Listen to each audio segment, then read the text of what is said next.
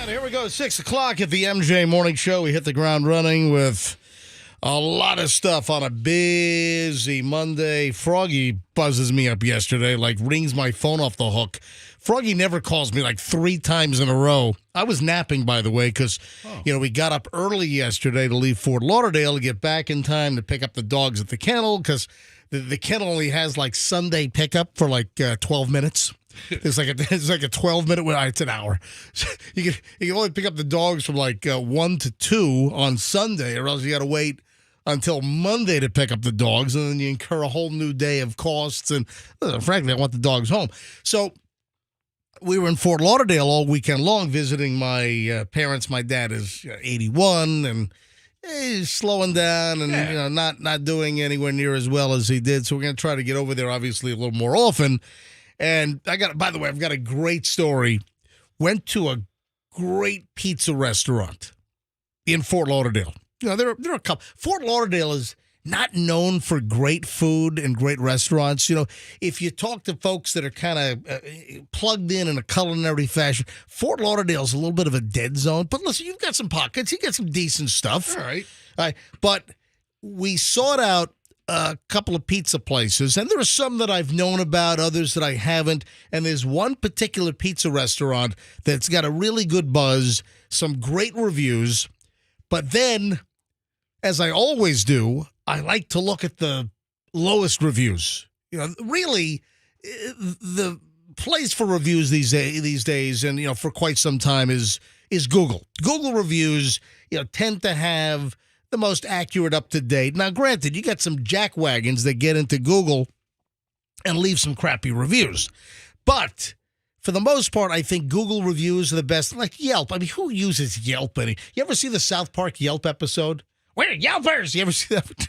I haven't seen South Park in like 15 years. Pretty funny stuff. Anyway, so the place for reviews these days, what are the Yelp and travel TripAdvisor. TripAdvisor. I got to be honest. The best reviews, I think, the most accurate for me at least, are Google reviews, and I like looking at the negatives. You find a place that's got a good score, a 4.5, a 4.6, 4.7. There's always typically some bad reviews. But I like going in to see the reviews, to see what people have written, and then does the owner or does management respond? I have a stack of negative reviews, and then the owner responding for this pizza shop that we went to in Fort Lauderdale on Saturday, and it is hysterical. I mean, you got to hear some of these. We'll get to those coming up in just a bit. So back to Froggy for a second. Hi, Roxanne. Welcome to the program.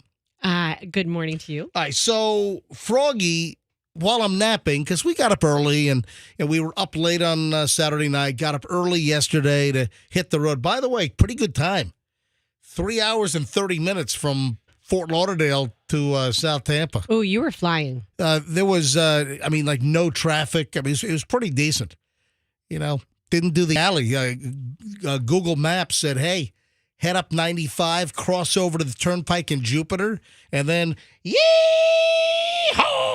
Yeehaw Junction, which that whole desert motel thing, that old landmark, that thing is just collapsed. It's dilapidated. Dude, it's collapsed. I think a truck ran into it.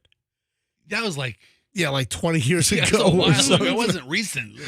So we made, really, really good time. I'll tell you what, people do drive fast over on this side, but over on that side, it's a whole different story. It's insane. Yeah, you get run over. If you're doing the speed limit, you get run over. It's more dangerous to do the speed limit over there. It's just dangerous. It's dangerous to be in the middle lane, just minding your own business. People are going to just roll right into you. All right, so got up early yesterday, got back in plenty of time to get the dogs and return the rental car. We didn't drive our car over because I can get a good price for a rental car. You get a brand new SUV from Hertz at the airport. The per day rate is decent.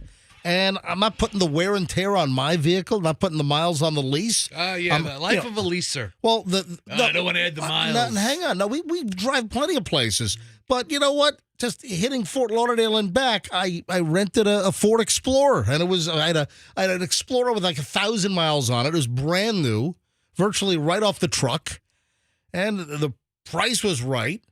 So, the tires on, the X5 that we have, those things are expensive. So if I can, not put, 500 miles on the vehicle, then so be it, for a reasonable rental rate. So I get home and we get the dogs, and I took a little bit of a nap. And while I'm napping, apparently Froggy was like ringing my phone off the hook. Called you twice. Dude, he called me 3 times, right? And I finally call Froggy back when I wake up, and Froggy picks up, which is very rare because Froggy almost never, dude, you almost never pick up the phone. Never. I call. Are you mocking me? Yeah. He's not wrong.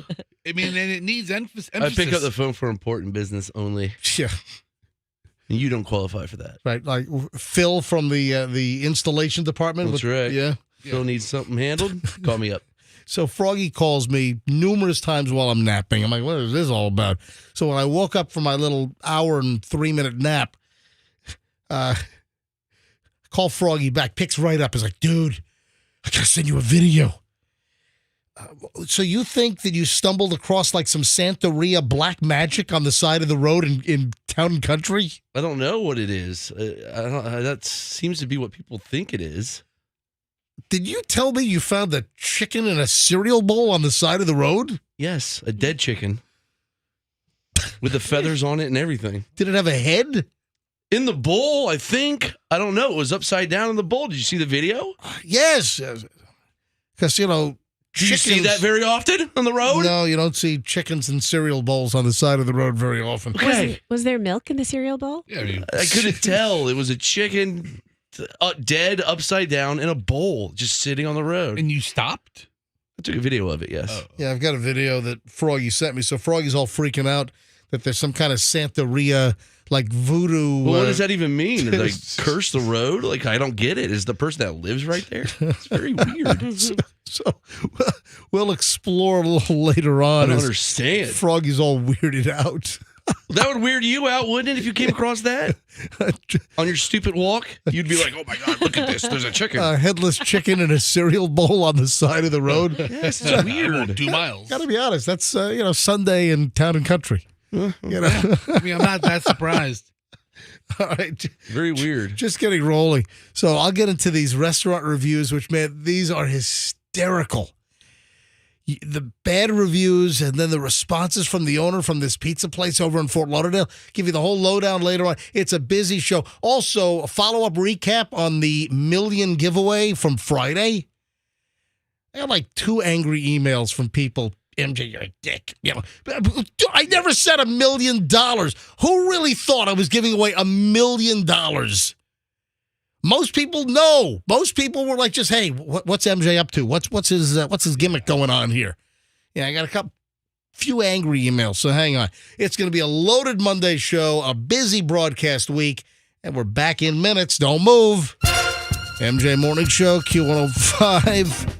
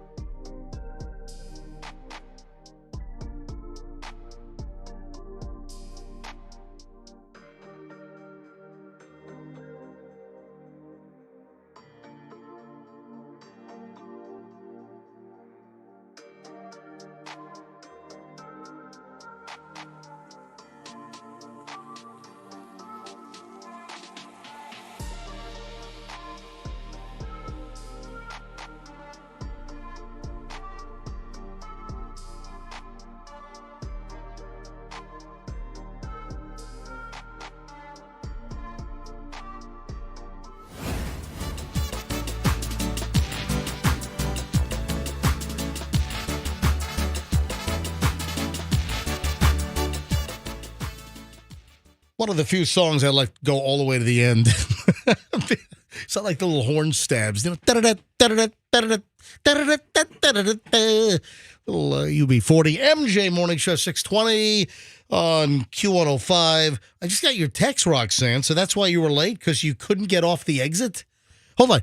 I wasn't late. I was on time. Well, you're walking in as we're... Was the light on when I walked in? That's on time, mister. No. Yeah, that's on time. She was on time. Zip. I was on time. I'm sorry. I'm She was on not time. going to argue with you, but... Well, you can argue with the guys. They walk in when lights off. On time. They were all sitting here, as the show closed. Today.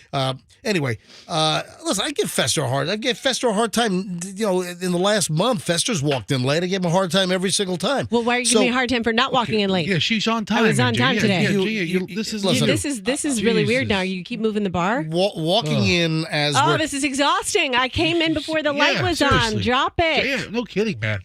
Oh my God. I don't consider walking in. I sent you guys a text that I got off on the wrong exit. I know. That's what I'm addressing. I just got your text. Fester's out. That's what I'm saying. I'm addressing your text. I just saw it because obviously I can't see your text as getting ready to go on the air. I'm sorry, I'm not staring at my phone. I just got that's what I'm addressing. I just got your text. Okay. And I've got questions about your text. So you sent a text to the group, gonna be late. I literally couldn't get off the exit. I had to go to the other exit. Ha, ha, ha.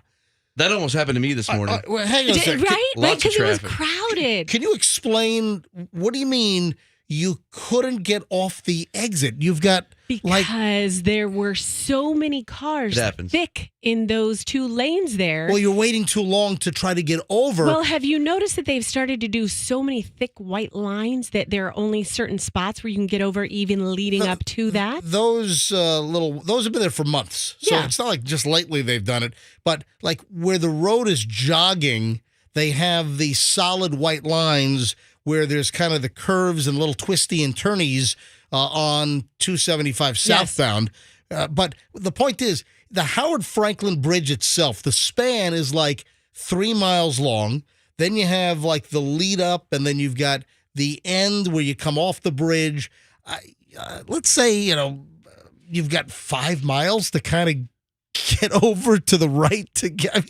It's not like it's surprise, True. It's surprise exit. It's It can be tough sometimes. well, I just sprung this on me. So you couldn't in a 5 mile trek across the bridge. No. You couldn't get. You couldn't get it to the right. I kept saying, "All right, this is going to be my spot." No, too crunchy. No, too crunchy. Yeah, by too crunchy, crunch she in meant her there. bumper. Exactly. Bumper would have been crunchy. Exactly. Like a crumple zone. Yep, too crumple zoning. No, let me pick a spot up here. Nope, that's not going to work either. And I just didn't feel like causing a wreck on the Howard Franklin today. I said, let's play it safe and keep All right. going. No, I just Go, there Good goes thinking. my exit. Bye-bye. I just questioned not being able to get over to the right Well, over guess what? 5 It's miles. corroborated by Froggy, who said Yes. it was tough to get over I this morning. corroborate. And corroborated by you saying it was packed on the interstate. Froggy's one of the worst drivers I've ever seen in my well, life. we went to the same driving school, so You're right. I might hit a curb here and there. Yeah.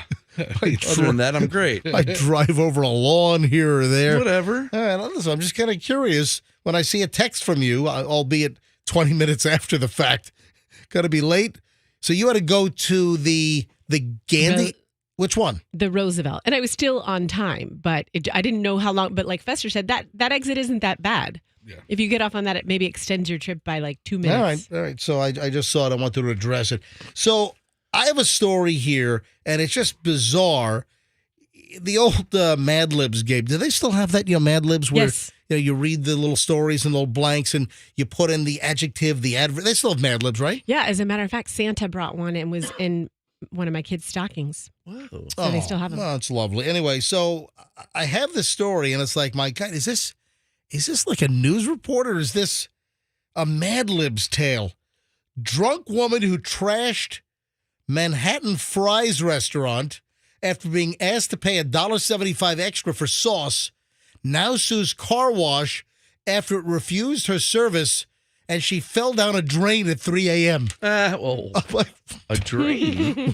Like Mario Brothers. That is a random scenario. Drunk woman who trashed Manhattan Fries restaurant after being asked to pay $1.75 for extra sauce, now sues car wash after it refused her service and she fell down a drain at 3 a.m. If It happens. If it sounds like a Daily Mail headline, it is. This is like AI computer generated. The Daily Mail is ponderous. Yeah, you know what? I like their stories, but I hate their writing. Well, also every story is 47 pages long. Yeah. With like all these pictures and captions, and that's like computer generated. It appears, most of the time that it's not like a real human that put this thing together. It's like all computer AI. And they've been doing that for a while. They've been having like computers write stories even before this big like AI push and trend. And, like you woke up one day and it's like, oh my God, AI, what's going on here? So what the hell's going on with this story? A drug woman who trashed a New York fries restaurant after being asked to pay $1.75 extra for sauce is now suing a car wash, claiming she fell down a drain shortly after they refused to clean her friend's egg-covered car at 3 a.m. That's a hell of a scenario. Chitara Placencia. Shatara, come on. Well, Placencia. After you have the baby, you get the it's placenta. Yeah. But the Placencia and her two friends were arrested and charged with robbery, criminal mischief, and criminal possession of a weapon after starting a violent food fight inside the Bell Fries fast food restaurant on Manhattan's Lower East Side. You got some places in New York that are like just French fry places.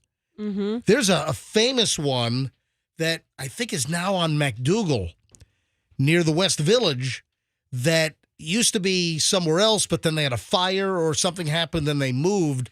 But hey, type in French fries, Manhattan, and then MacDougal. I forgot. It's like a Belgian name or a French name. Yeah, MacDougal Street. Pomfrit. Oh yeah, of all the names, pomfrit literally means French fry in French. Yeah. Pomfrit.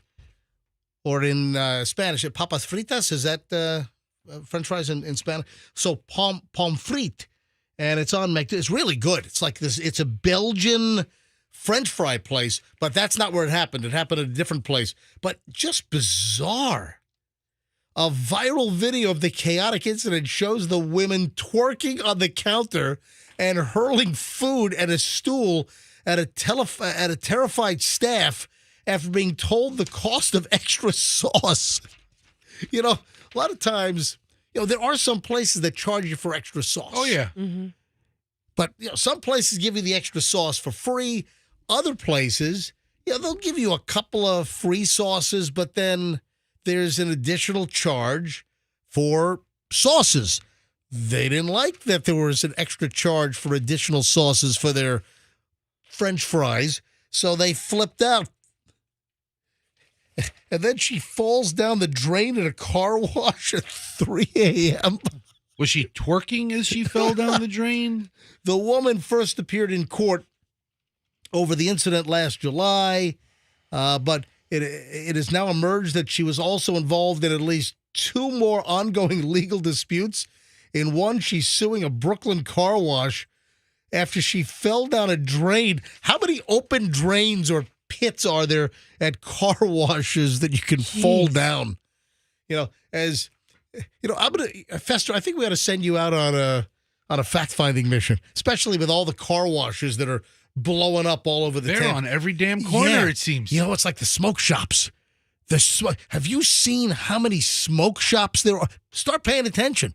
And then the number of smoke shops that are like opening up, or regular old like one-off mom and pop convenience stores that are now being turned into new smoke shops. So smoke shops and car washes, man. There are car washes like Mister and Bubble Down, and you got Woody's. We should open a car wash / smoke shop. Yeah. You can Now we're smoke in your talking. car while we wash it. Oh man, I'm just saying that, Fester, you ought to like start visiting some car washes and find if they have open drains where customers can fall in. I will. I'll do that. I'll have a clean car. I found the original news report from July. Yeah. And the video is fantastic. Oh yeah. I meant to bring up the video, but I roll but there's not the video I saw. There was no audio. Let's see. It was just the flip out. Go ahead, roll it. Oh yeah. Oh, it's insane. And they're walking on the counter. Plus food fight. The customer chaos inside a Lower East Side restaurant. You won't believe what workers say sent them into a fury. Good evening. Thank you for joining us at 6. I'm Natalie Pascarella. And I'm Chuck Scarborough. Workers say they are terrified to return to that Manhattan fry shop after rowdy customers attacked them over the price of sauce. Yeah, you heard that right. The wild scene unfolding right around 4 a.m. Sunday at the Bell Fries. They apparently they like to do crap in the middle of the night. So she fell down the drain at the car wash at 3 a.m. Yeah. She and her friends are ripping up. Here, listen. Natalie and Chuck, Bell Fries has been closed since the attack. The co-owner telling us he has 6 employees. They're all scared to come back to work because they're traumatized and scared for their lives. Chaos inside Bell Fries. You're hearing the store alarm wail. Employees paralyzed by fear after they say these customers became enraged and violent when they were told there's a charge for extra dipping sauce for the French fries. Oh my God. Wow. That's crazy. Yeah, I want some fries right now. But Where then can you go? the update now is that she's suing a car. The lady involved in trashing the French fry restaurant now is suing a car wash because she fell down a drain at 3 a.m. I told you, it's like a freaking Mad Libs. Adjective, add a verb, need a noun over here, need a pronoun. I mean, it's crazy crap, man. People are out of their freaking minds. 6:32, maybe we should continue with morons in the news next. Early morons in the news next on the MJ Morning Show here on Q105 on a busy Monday. Stand by.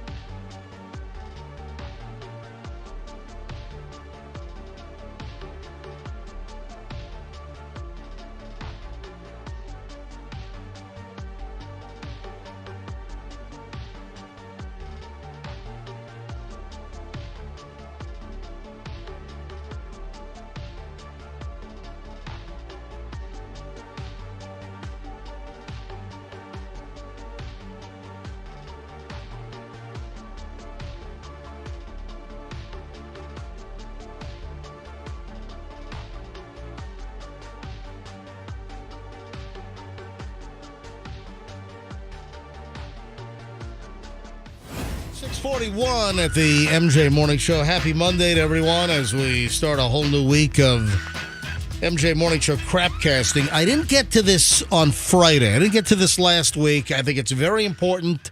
Sorry, just got a little behind the eight ball. Just jammed up on Friday. We gave away the million Indonesian rupiah. So we made someone an Indonesian millionaire on Friday. Amazing. Which I will address the aftermath of that. Most people loved it. I had so many people either DM me, send me an email. I had people I personally know that texted me, "Hey, dude, that was hysterical." What the hell was that? Sorry, that was my nose. Did you hit your nose into the microphone again? Yeah, that was a bad one. Oh boy, I can't Sorry. see. I got no line of sight in this dump. I can't even see. Oh over yeah, there. this is up way high. So I didn't get to this on Friday's show, but it's important. And it kind of just reminds you that you got weirdo, wacko pervs all over the place, including right here in the Tampa Bay area.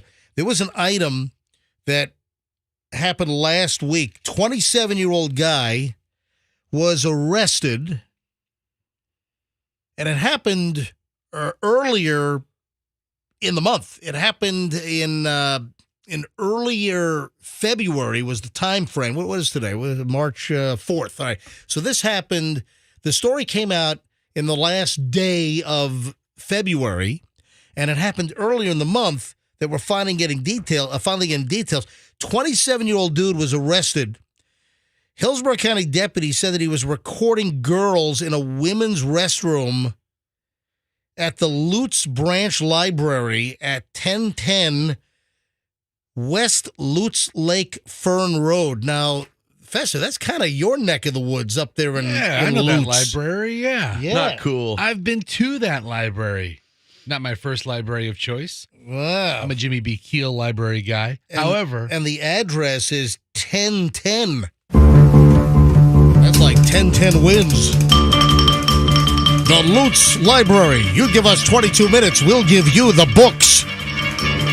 Anyway, a couple of people know what I'm talking about. All right, so this is right near, what is this, 2 miles from your house? yeah, about 2 or 3 miles. Listen, this is there's a big train track and a little train depot in front of it. It's this little cute area in luxurious downtown LA. Well, apparently, kids like the library and the trains, and then you got some pervert hanging out recording girls in a ladies' room. Dude, you can't have that, man.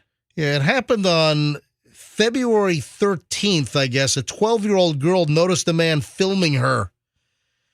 The girl told authorities that the suspect, Christian Stark, was inside the women's restroom recording her on his phone. You know, you really fall into rock bottom human dreck when you're inside a public library in Lutz, Florida, and you're recording 12-year-old girls with your cell phone. Tell you what, man.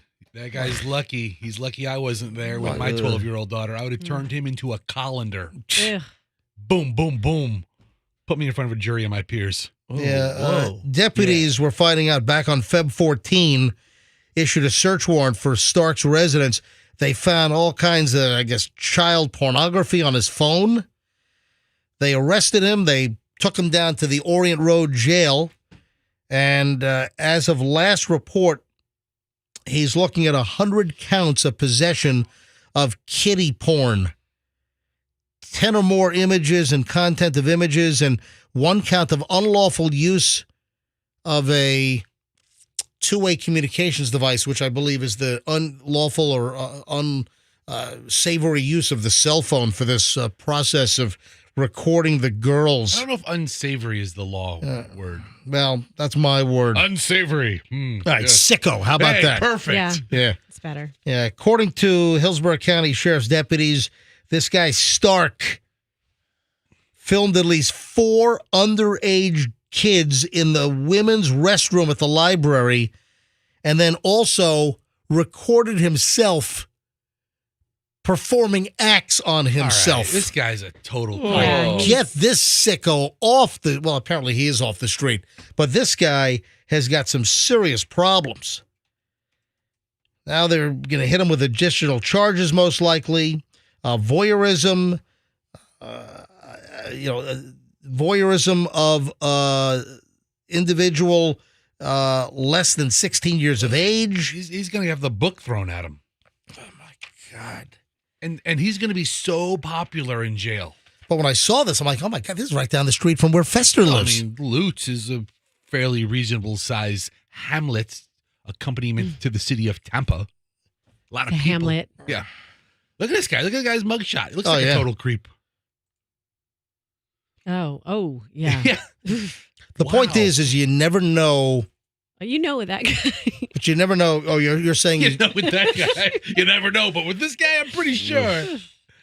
I mean, that's just the lowest of low. You know, kiddie porn and videoing kids in a ladies' room at a public library at Lutz. Ugh. I mean, how does it get lower than that?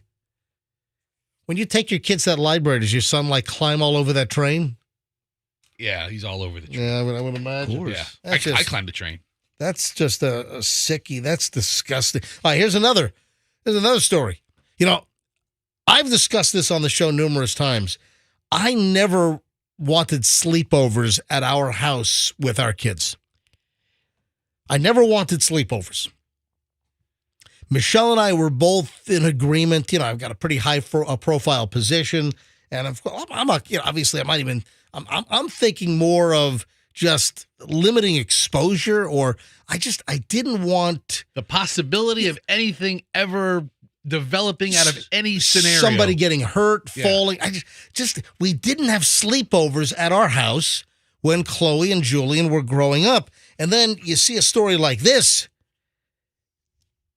Dad drugged 12-year-old girls at sleepover All right. with laced smoothies and then creeped on them. God, I mean, what? Okay, well, so creepy, All dude. right. An Oregon dad drugged his daughter's young friends with smoothies laced with sedatives, then creeped over them as they drifted off to sleep. One of the three 12-year-old girls texted her mom with a desperate plea for help at 1:45 in the morning as she was losing consciousness and begged to be rescued from the home in a little town just south of Portland, Oregon. All right. Mom, please pick me up and say I had a family emergency. I don't feel safe. I might not respond, but please come get me, with a crying emoji. Please, please pick me up. Please, please. I'm reading this verbatim. Yeah, your daughter sends you that. Michael Maiden, 57, turned himself into the Clackamas County Jail late last week after a grand jury issued an indictment accusing him of multiple felonies stemming from the sleepover last August. Police didn't speculate on a motive. I'll tell you what the motive is. The guy's a creepy, sicko pedophile, Yeah. in my opinion. He laced mango smoothies with benzodiazepine, a depressant, slows down the nervous system. During the sleepover, the girls watched movies and did facials. I guess they did makeup and all kinds of skincare before Maiden prepared the smoothies and insisted they drink them. Come on, kids. The drinks, drink up. listen to this. They're mango. The drinks had tiny white chunks throughout. It's like That's just soap.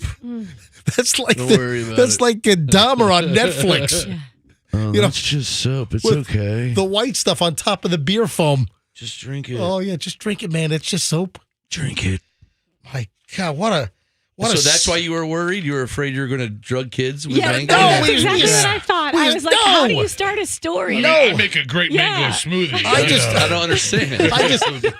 I never wanted in my high profile kind of position. Oh, you I just think too much, I just dude. never wanted any exposure or kids hurting themselves or being in the media. Am I a little more of a target? I never wanted sleepovers at the house. I think you're Thanks, Mr. paranoid. MJ. This ice cream is really Will yummy, you but stop it it? tastes kind of funny. white stuff? Hold on, why are you creepifying me? Stop it. You started it. I'm trying to point out that I need parents to be aware. Do you know where they're sleeping over? Do you know if the father, where your kid is sleeping over, is some kind of perv that's going to lace their mango smoothie with a depressant, with a sedative? Anyway, I'm sorry. I don't want to alarm Hopefully that's a people. rare thing. That's a real one-off. Right I don't want to alarm people, but man, there are some sickos out there. Yeah, there are. I mean, you get the guy at the library in Lutz. I tried to get picked up, like I told you, when I was at the bowling alley with my friend. We were like 10, and some guy was like trying to take us. He was like, "You guys want to go to the bathroom with me?" Oh, what? We're like, "No." Hold on, where was this? At a bowling alley. And you were 10 years. You've never shared this. No, I think I This was re- like 12. You've never shared this repressed memory with us. My parents like walked away, and he like walked up to me and my buddy. We almost kicked his ass. I had how old were you? To. We were like 15. You're getting older and older every time. Yeah, I think we were like 15. Maybe like 17. I saw pictures of you at 15. You were very ugly. Still very ugly. He probably wanted my friend. He was very ugly. I was going to say, you probably repelled child molesters. at your age. No, wait. Child molesters loved me. Wait, what? No. Stop. I don't. Take that back. All right, 6:52. MJ Morning Show on Q105 Jesus. on a busy Monday morning. All right, early morons in the news. Hey, You okay? Yeah. But I was just thinking of something else. Okay. All right, so 7:00 hour starts next, including an hour and 20 minutes of nonstop MJ standby. Oh, what is going on? Trader Joe's has another recall? They do? Yeah, they do. Another Trader Joe's recall. It could be in your freezer right now. Come on, Joe. What's going on with Trader Joe? All right, quick break. We're back in minutes. Loaded next here on the MJ Morning Show on Q105. If you're having a party, a birthday party, an anniversary, or wedding, if you are planning a wedding, or let's say your best friend or someone you know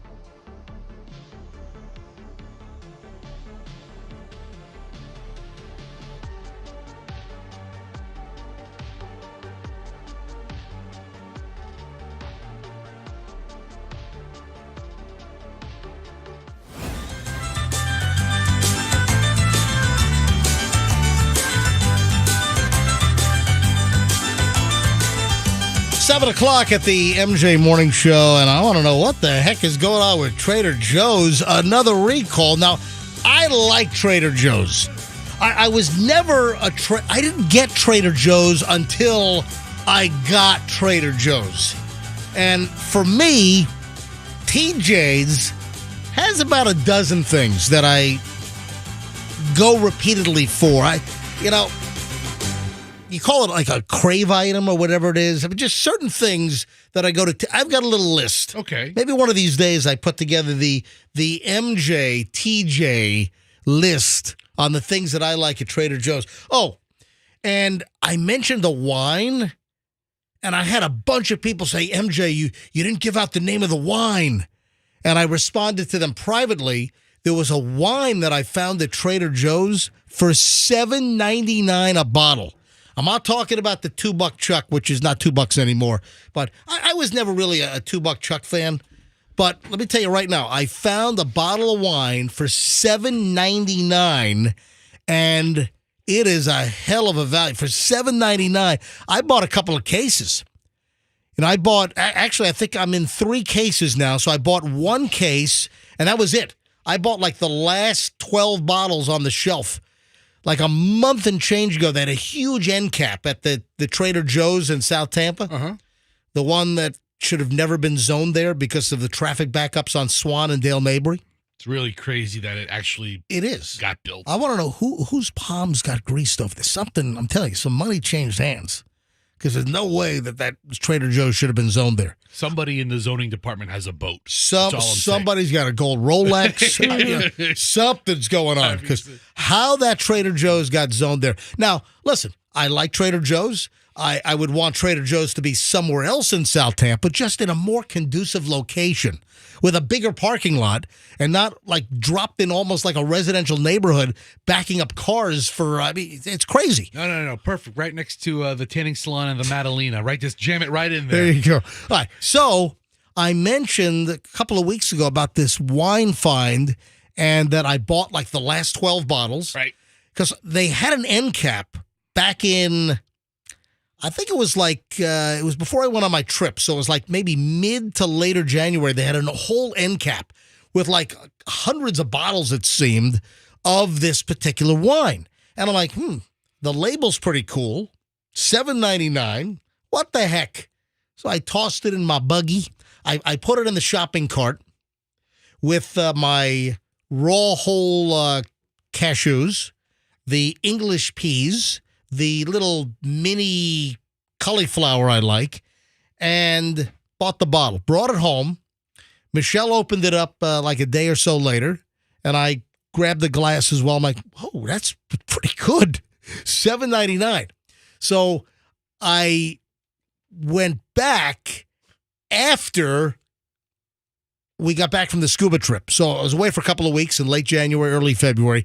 Got back, and the end cap was gone. And luckily, there were like 12 bottles on the shelf. So I bought all 12 of them, $7.99 a bottle. And then I said, hey, any more? Oh, no, we're not due to have any more until late February. Well, luckily, they did get it in stock, and I bought 2 more cases. Because for $7.99 a bottle, it's just a nice table wine for dinner. So the wine is called, because people were saying, MJ, what's the name of the wine? Because I didn't want to give it out. Because you were still in the buying. I'm trying to get some more of it. I don't want to put out like some kind of frantic hustle for people to beat me to Trader Joe's to get the supply. MJ is still in acquisition mode. Exactly. So now that I've got a couple of cases at the house, the wine at Trader Joe's that is $7.99 and good is called Barrel Heist. It's like a prohibition-looking label, and I think it has to do with there's a whole story on the label, and I read it, I forgot it. Tell us. There's a story. But anyway, the wine, for those that were saying, MJ, what's the name of the wine? I responded to people that like emailed me or that sent me a direct message on Instagram at Certified MJ Radio. I responded, but I realized I never mentioned on the air what the name of the wine was because I told folks I would, and it's Barrel Heist at Trader Joe's, $7.99 a bottle, and it's good. For $7.99, you can't beat it. I'm telling you right now. Okay, you don't need to spend a fortune on wine. I'm telling you, there are amazing $14, $16, $20 bottles of wine out there. In this case, it's like, Fessy, you just find a story? From Reserve Wine Snob. Barrel Heist Bourbon, Barrel Aged, Cabernet Sauvignon, Oaky, Smooth, and Sweet. Yeah, look at this. I guess the wine was aged in old bourbon barrels. Yeah, that's kind of the little deal that gives a little bit of a, you've got certain liquors that are aged in, for instance, Angel's Envy. They have a rye, Angel's Envy, with the green label that it is aged in, I think, like Caribbean rum casks. Oh, and wow. It's a great Angel's Envy. It's a rye. It's a green label. And if you can find a bottle of that, Roxanne, why you give me a look over there? I'm not giving you a look. I'm just like, I'm just taking in all the information. I'm absorbing all of it. If the devil's in the details. Yes. All right, now, there's a reason why I brought Trader Joe's up, and that is another recall. So, is the item that's recalled pair nicely? Does it pair nicely with this wine? It does. Does it? What is it? You know what? It might. Now over 61,000 pounds of Trader Joe's chicken soup dumplings are being recalled. Yum. Because it contains permanent marker plastic. What? What ground up Sharpies? What's what? I mean, you lean over the vat, the Sharpie falls out of your pocket and gets mixed in. You have to recall the whole thing. I'll eat a Sharpie. More than 61,000 pounds of steamed chicken soup dumplings sold at Trader Joe's are being recalled for possibly containing hard plastic. Yeah, this came out over the weekend. The Agriculture Department's Food Safety and Inspection Service noted that the now recalled dumplings, which are produced by the California-based CJ Foods Manufacturing Beaumont Corp., they may be contaminated with foreign material, specifically hard plastic from a permanent marker pen. Oof. What did someone drop like a box of black Sharpies into the mixing machine that mixes up the chicken filling before they put it into the dumpling? That has to be it. I mean, is that like not the most odd, specific It's not like plastics. It's permanent marker. I mean, what did some supervisor like lean over the vat and oops, there goes the Sharpie. But No, he yelled from across the facility, "Hey, throw me a pen!" And by the he way, missed. if you're watching MJ TV, I just picked up a black Sharpie and dropped it Hard plastic. right into the vat.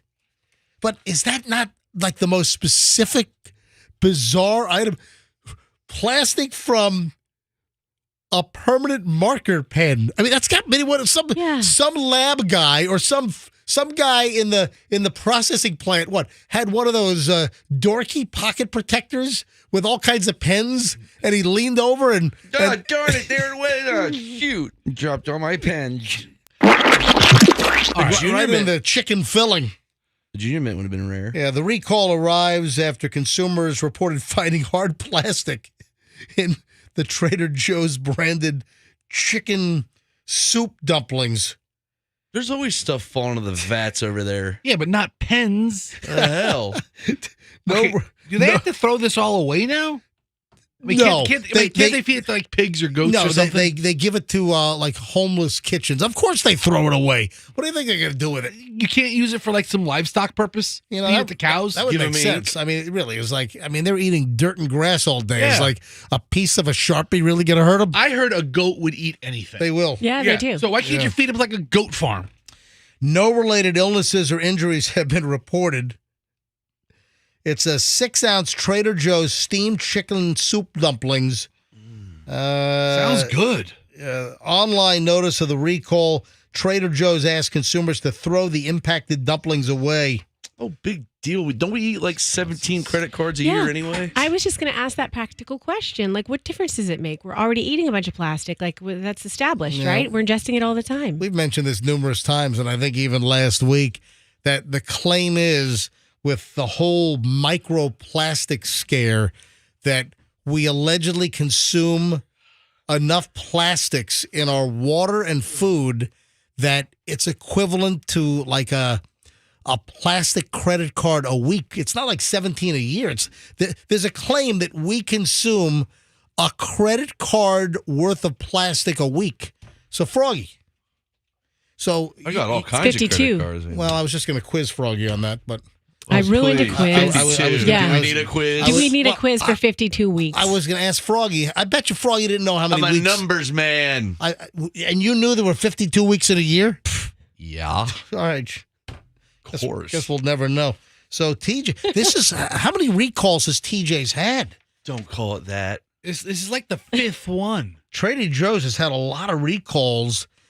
I remember there was a cookie recall and I got to look up the whole list of. yeah, I don't Trader think we Joe need the whole list, but just Oh, yes, we do. Just a heads up. Oh, there's an anniversary to note.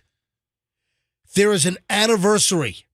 There is a computer game that now turns 40. Whoa. All right, Fester. Oh, I gotta think. We worked with somebody that whenever you walked into their office, No, I know exactly Oh, what I it know is. what it is, too. I know exactly what it is. I know. we worked with somebody for years, and whenever you walked into her office, she was always playing Tetris. yes. With one hand. She with the hand, man. She was good. a She was wizard. quick. Gotta love Sue. She Sue? Yeah, yes, Sue. she hired me for my first job. while she was playing Tetris. And Issue smoked. And the thing was, at the time, Sue had no real power to yell at anybody. So whenever she was pissed off, she'd call me in the office and yell at me about other people. So, Did folks, she have a cigarette in one hand and Tetris going with the other hand? Cigarette in one hand and Tetris on the other. Hey, Tom. back when you could smoke in the office?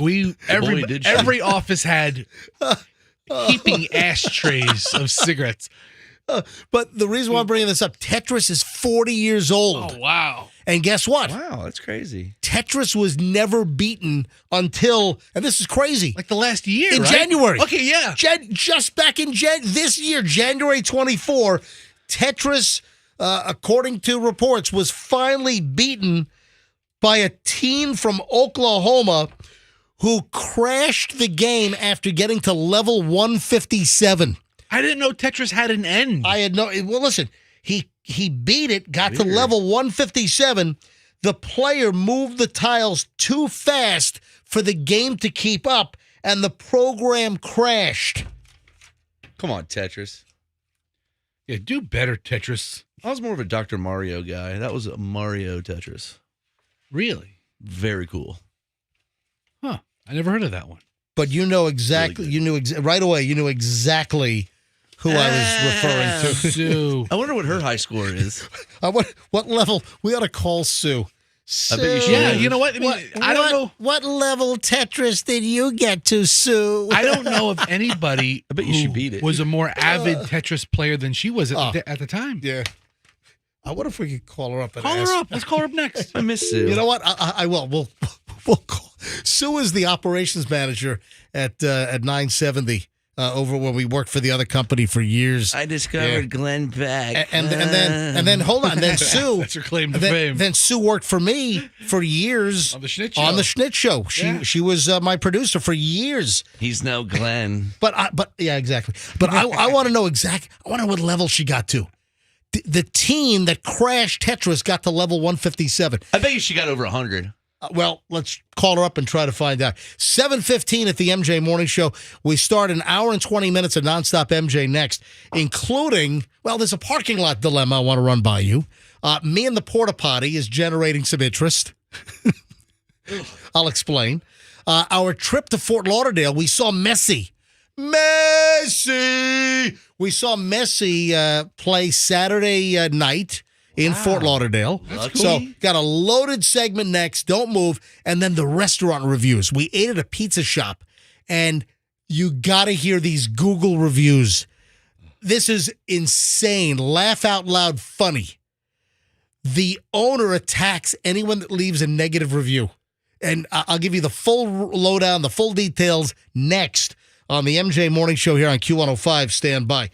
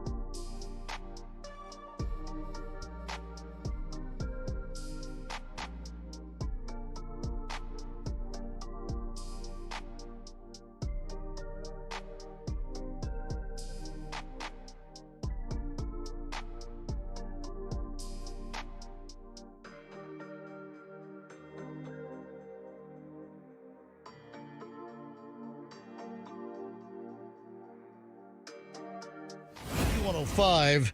And Froggy contacted me yesterday, very, very alarmed, after he found a chicken on the side of the road. Here, I've got the video queued up here. This is crazy. I'm playing the video now on my phone, and I guess we can post the video. Do this. And it's a chicken in a bowl. Dead chicken in a pot. What'd I tell you? I mean, on the side of the road, he's like driving through his neighborhood, and it's freaking him out. So Froggy never calls me, and when I call Froggy, he never. Do we know where he is? He's not even in the studio. All of you guys, no one was here when I came back live. I know, and amazingly. And then Froggy, I go get charged up on positive energy in the hallways. Froggy is where is he? He's not even back. He is currently having a fight with the vending machine. Can you yell for him? Please open up. I'm trying to talk about his Santeria fear here. He what? Yeah, call Sue. I tried Sue. She's not picking up. Hey, Froggy! Dude, don't disturb the other radio stations. What? Like the guy who chirps as he walks down the hallway all the time? Who's that? Never mind. Oh, what are you? What's the matter? I told him you were getting into a fight with the vending machine. Man. What just happened? The vending machine steals my money every I know day. it does. I'm gonna try to get a ding dong. I need a ding dong. I can't get my frick. Don't, dude. This place is busted enough. Don't hit the God, mic. what is going on? Dude, There's no coffee filters. There's no coffee. Steals my ding dong money. Fester was there. What a piece. Well, I get back into the studio and MJ's like, where's Froggy? And God, I'm like, every day he's getting into a fight with the vending machine. Hang on. I need it for my stomach. Are there really ding dongs in the machine? Yes. Yeah, Froggy's like the number one consumer of ding dongs. Right, so I what happened? I rarely see him without a ding dong in his mouth. Is your ding dong dangling? You know, No, it's not even taken. It says that it takes it, then it doesn't do anything. Did it take your money? Yes. So the money's in the machine? Sucks. Hold on, cash or you use your credit card for the swipe? It's all digital now. It's all card. You got to use your card for everything. Did it bill you? Did it? Yes, it billed me. So it charged you, and then you have no ding dong. $1.50. It's like a ding dong ditch. So the little I think it's suck a ding dong. The little spiral didn't even move. No. So it's not like you have the dangling product. I'm owed a ding dong. Because that's the worst thing when you get a dangling product. But then you can shake it at least. You have a chance. You can like try to rattle the machine and jar it and jolt it to make your dangling but if I don't have my ding dong, I can't have my coffee. Because if I have my coffee without a ding dong, I get nauseous. So the spiral didn't even move. So there's no dangling ding dong. No dangling ding dong. Right. He tried shaking the ding dong. Nothing happened. Right, let me tell you right now. Tired of this. You ought to take a chair and throw through the front glass of the machine. You know what? Take mine. Take my chair. I just about white. You know what? Yeah. We ought to start a new feature. Will that get you fired? Okay. I've tried a few times around here. A new feature on the show. Will that get you fired? That's great. Ron still gives me crap about the coffee. Give me a break. I think we all play every day. You know what you do about the coffee with the no filter? You use a paper towel. It's kind of disgusting, but just use a no paper filters towel. here, no cups. Tell you, why don't you go to the bathroom and get toilet seat protectors? Yeah. No, we're out of those too. Use those as coffee filters. Yeah, because you have to wipe with them in the Butcher restaurant. paper. All right. This is, I just we're tried. have some clean ding dong talk, Roxanne. I tried to call Sue yes. about Tetris, and she's not picking up. Well, Oh, she come had to on, do that. Sue. I think she's avoiding me. What'd you do to her? 813-909. All right, let me try Sue one more time. Sue, my former afternoon show producer, I love Sue. who I've never seen anyone in the history of mankind play more games of Tetris than Sue. And the reason why we're trying to get a hold of her is last segment, some teenager in Oklahoma in January finally beat Tetris, and the game froze out, it locked up, it crashed. Forwarded to an automatic voice message system. Come on, Sue. She's probably playing Tetris. So the deal is, we worked with Sue for years. She was my afternoon producer for years, and she was like a Tetris champ. You'd always walk into her office, and she was playing Tetris. Yeah. And Tetris is now 40 years old, and a teenager in Oklahoma, finally crashed the game after getting to level 157, and he was faster than the game, and the game crashed. So we were trying to call Sue to see how far she got. Like, what was the highest level that she ever got is what we want to know. And I can't get her to pick up. All right, Froggy, calm down on your little ding-dong issue. What is this chicken thing? Can you explain to our audience? Chicken's probably the reason why the ding-dong didn't come out. I'm going to curse. Let me see if your ding-dong dropped. I'm right back. That's a big ding-dong issue, MJ, by the way. What is? You said your little ding-dong issue. That's a big ding-dong issue. It is a Exactly. big ding-dong issue. So Froggy's all alarmed. You think you stumbled across some like Santeria black magic in Town and Country yesterday? According to my research, I did type in dead chicken in a bowl, and it brought up some sort of witchcraftery. Well, I don't like that. Yeah, I wouldn't even want to type that into my Google search. And then this morning, somebody like ran it over and kicked it or something, and it was in the middle of the road in pieces. Hey, I just found a story from the Tampa Bay Times from 2019. Oh, God, what? And the headline, Santeria or voodoo, they're used to headless chickens at Tampa Cemetery. What? Yeah, I guess people leave headless chickens at a Tampa. Angela Alderman made a trip to the Centro Español Cemetery last week to visit aunts and uncles buried there. It's usually a peaceful journey for the former star of the Ghost Hunters International television show. She brings flowers, sits by their graves, and talks to their spirits. Whoa. But during her latest trip to the cemetery at 2504 East 21st Street, she was shocked to find 3 headless chickens outside the gate. The heads lay beside the carcasses. The legs were wrapped in ribbons. Those poor chickens, she said. She wondered, was it religious, a ritual? Was it legal? Anyway, there's a whole story on this. And Froggy, what road were you on? The road into my neighborhood. I guess it's called Baycrest Drive. Yeah, so Give her the whole address while you're at it. right off of Memorial. Like I care. Right off of Memorial, right? Yeah. And you found a bowl with a headless chicken on the side of the road? Yes. Where can I see the video? I didn't see the chicken's head. I don't know if it was there or not. Jeez. Was the chicken's head in the bowl like he was eating? Oh, he was dead, right? Show me the video. I haven't seen it. The video is on my Instagram, Froggy MJ Show. Yeah, if you want to see the video, Or Froggy MJ Radio. It's what is it? Froggy MJ Radio. You go to my story, and the first story is me pulling up on the chicken in a bowl. Don't go to Froggy MJ Show. That's his old one. Your current Instagram is Froggy MJ Radio. All right, so D-I-O. I'm going to hit you in your ding-dong. Oh, by the way, Froggy, your ding-dong was still stuck, but they did drop a Nutter Butter when I hit the glass. Ooh, you brought him a Nutter Butter? Hit my face. Your face. Yeah, there's the video if you want to see it. That's just, I played some of the audio over the air. He's inside his new Veterans Ford truck. Oh, look at that. Yeah. Ooh, nice, isn't it? Yeah, Froggy's really loving his F-150 from Veterans Here Ford. it comes, watch. Yeah. And I zoom in on the chicken in a bowl. I mean, this is bizarre. Literally, It's a potato chip bowl. It's a chicken in a bowl on the side of the road in his neighborhood. Dude, that's Santeria. You've got like voodoo Santeria people in your neighborhood, man. They're probably they're trying to cleanse some spirits or they're Don't say that now. Dude, I'm telling you. Froggy, that's not good. Your neighborhood probably has some kind of a voodoo spirit, some kind of a hex funk going on. I just live around trailer trash, but you live around Santeria people. Listen, I'm just pointing it out. I don't know. I'm sort of hungry for chicken soup though, dude. I don't even know what to make of that, Froggy. It's disgusting. I mean, there's no joke to be made because it's so foul. If anyone knows why there's a dead chicken headless in a bowl in Town and Country on the side of the road in Froggy's neighborhood, call us up and let us know. I don't know if I want to know. Dude, the crazy thing is if you would have said guess 3 little parts of Tampa where there's a dead chicken in a bowl, like Town and Country would have been my third guess. You know, that hurts, dude. All right, if anyone knows, fire up the phones, let us know. I'm sure it's just something very harmless. Man, we got a couple of bizarre things.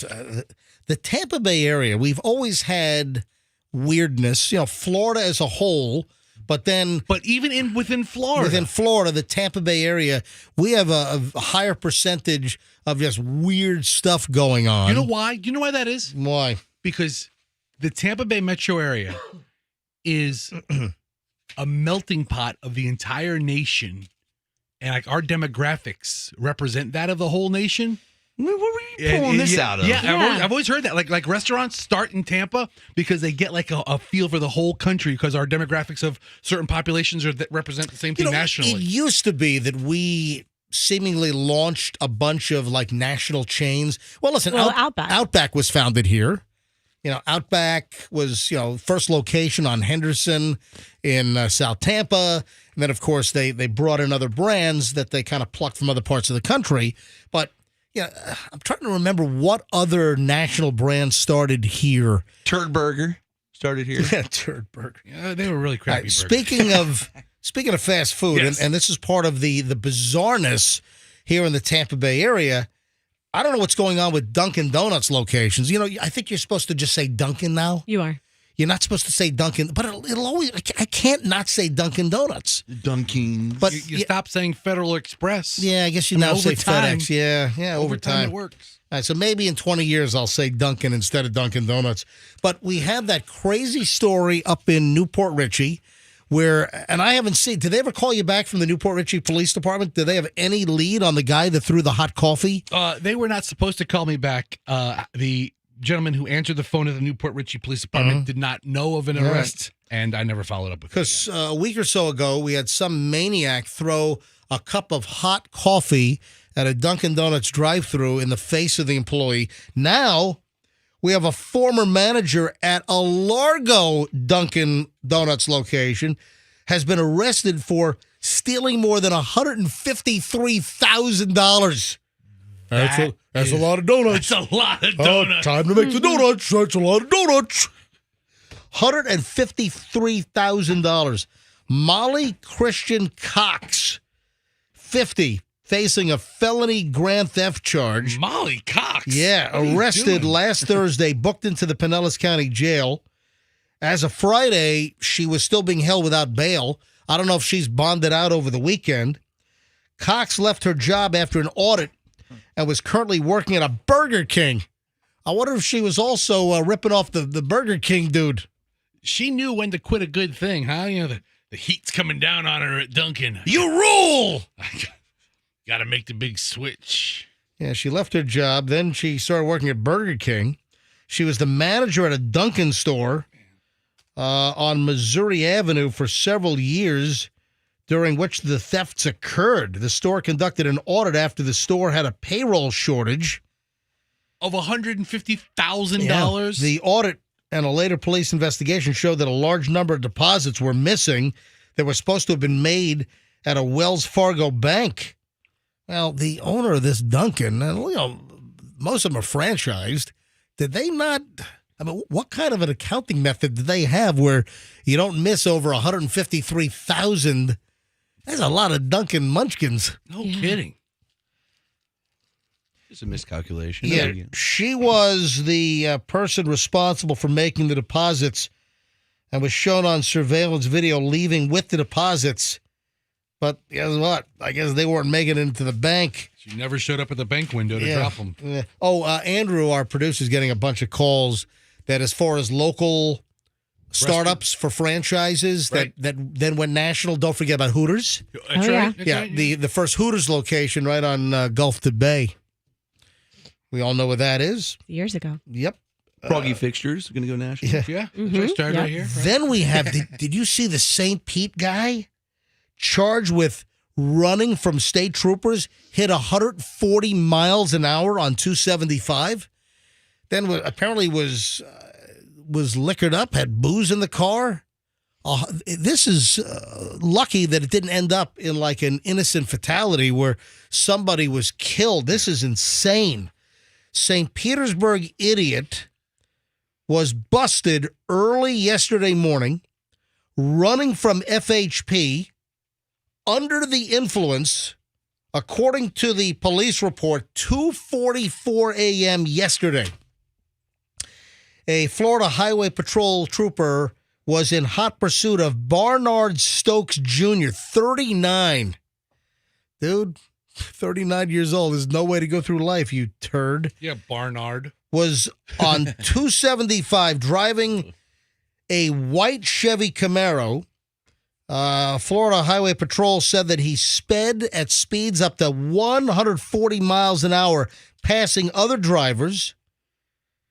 The trooper that was chasing him finally was able to tap his rear and they pit maneuvered him? do the pit maneuver to spin him out, and finally disabled the Camaro at the intersection of 22nd Street North and 54th Avenue North.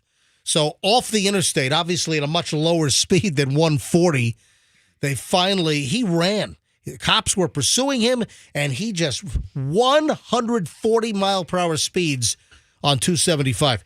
That is deadly. Can you imagine if he bashed into someone innocently driving?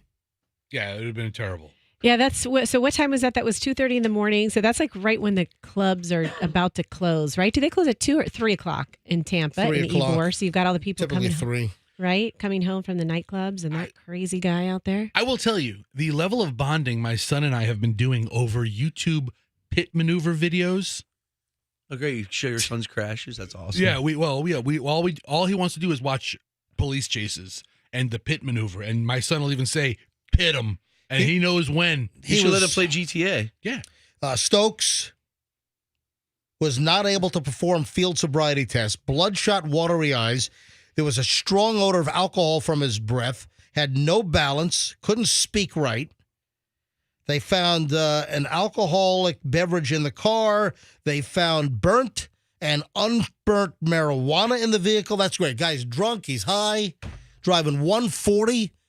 It is a miracle that no innocent person got killed here with this freaking maniac. Barnard. What kind of car did he have? So I said it was a Camaro. He had a white Camaro, and he's wearing a shirt for like the Dodge Hellcat. Yeah, he's wearing a Hellcat. Yeah, he is.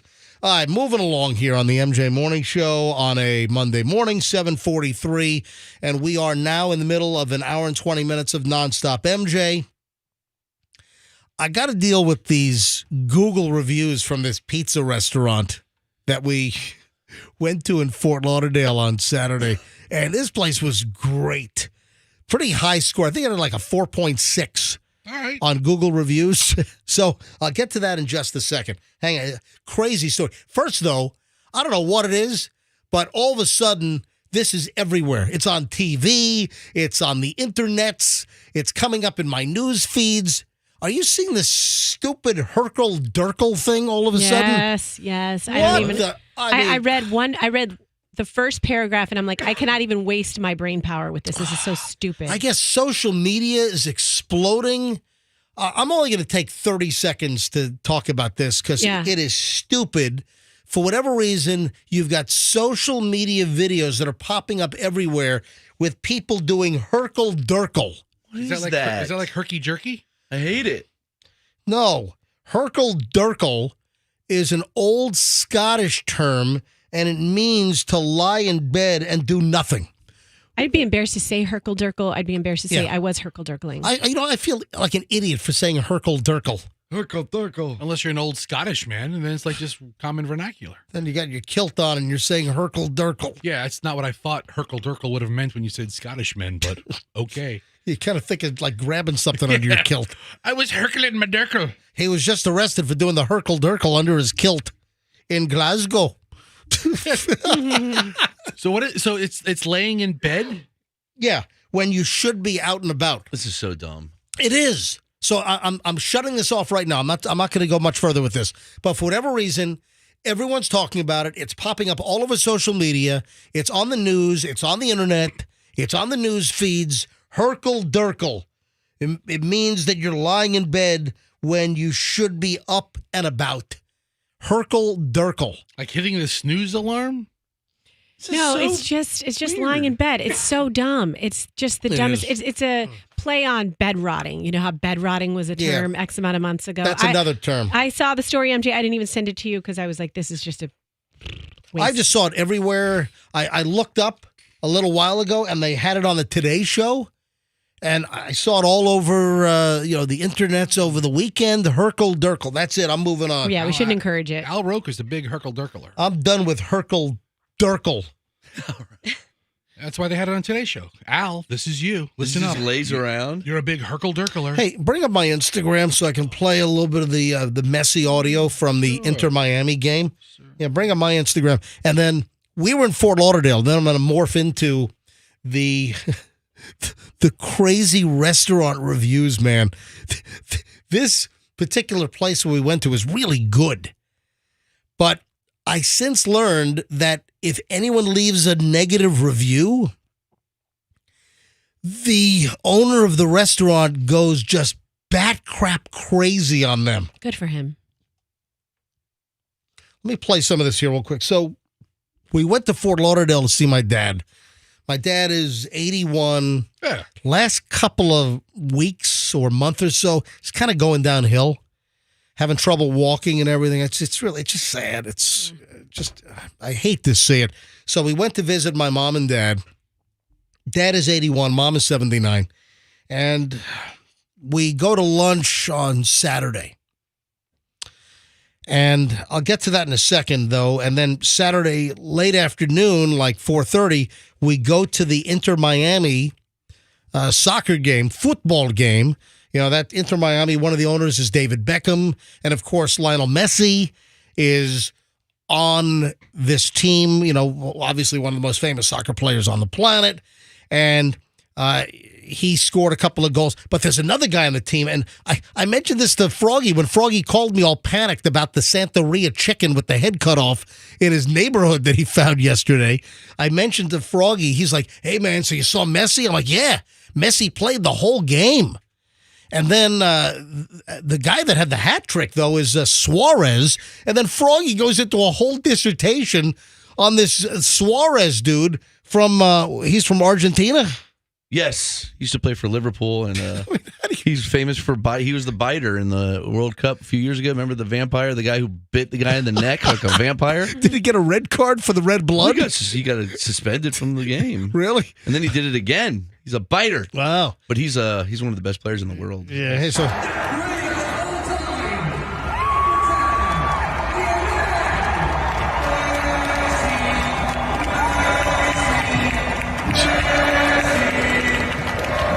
Yeah, the video I shot. God, how annoying is that? Oh, he's big time. Yeah, Lionel Messi's just running out into the field, and the announcer's the greatest of all time. He's like, just let me play. Did her shut up already? Chloe's friend play? Chloe's friend did not play in this game, but we got the tickets, and I think these were like $250 seats. Jesus. And aftermarket, they go for even more. We had pretty good seats. We had like the family and team area because Chloe's good friend from University of New Hampshire was on the men's soccer team. Chloe was on the women's team. And her friend was drafted first round by Inter Miami, and he gets to play with Messi. That's awesome. So it's pretty cool. Video, if you want to see Chloe and Michelle in the stands in Fort Lauderdale at Chase Stadium. Yesterday or Saturday, got video and pictures up on my Instagram at Certified MJ Radio. That's Certified MJ Radio. All right, I want to follow up in a minute with the whole million giveaway. And I got a couple of people that are pissed at me. So some guy, I'm never listening to you again. Oh, like you really thought I was giving away $1 million. I never said dollars. I said we were giving away $1 million. Most people thought it was hysterical. So we'll address that coming up in just a bit. Little kind of follow-up to the million giveaway from Friday. First, though, I got to share this story with you for the restaurant we went to. As you know, I'm a pizza nut, pizza snob. I seek out incredible pizza. I like all varieties. I like New York slice. I like Detroit. Not a big Chicago fan. You don't know what you're missing. Yeah, I'm not the huge cake. The huge cake pizza. I'm not really into those. But Neapolitan, a great Napoli-inspired pie. I love a good pizza. And just so you know, I only consider about 5% of pizza good. You know, my acceptable list of all the pizza I've tried, it's only about 5% that I think is worthy of the calorie consumption. So I'm very, very picky. we always seek out good pizza. You know, Fort Lauderdale's kind of a dead zone for food, but there are a couple of good pizza shops. And one of the ones that I had searched and found was a place called Heritage Pizza in Fort Lauderdale. Good reviews. I think I had a 4.6 on Google. And you know what? Saw the pictures. I looked at the pie. I'm like, you know what? That looks good. All right. You know, a lot of different specialty pies. I mean, you didn't put a picture of it on your Instagram. I mean, you have Lionel Messi running around in boy shorts, but you don't have pizza. Yes, I have pictures on my phone. I just haven't posted them yet. So now that I talk about this, maybe I'll post the pictures. So Heritage is this pizza shop in Fort Lauderdale, and it was good. Everyone liked it. Michelle is as picky as I am with pizza. Michelle liked the pizza. Just a good spot. We'll absolutely go back. It's got a 4.6 on Google. So that means it has a lot of 5-star reviews. However, this pizza shop apparently is known for the owner going crazy on people that leave bad reviews. That's all the more reason to leave a bad one, just to trigger this guy. That's one of the questions I have. Yeah. Are some people leaving bad reviews just to get dressed down and attacked by this maniac owner? That's what I want to know. So I got to share some of these reviews with you. Now, something that we always do, and Michelle, she actually got me started on this. Michelle did this before I did.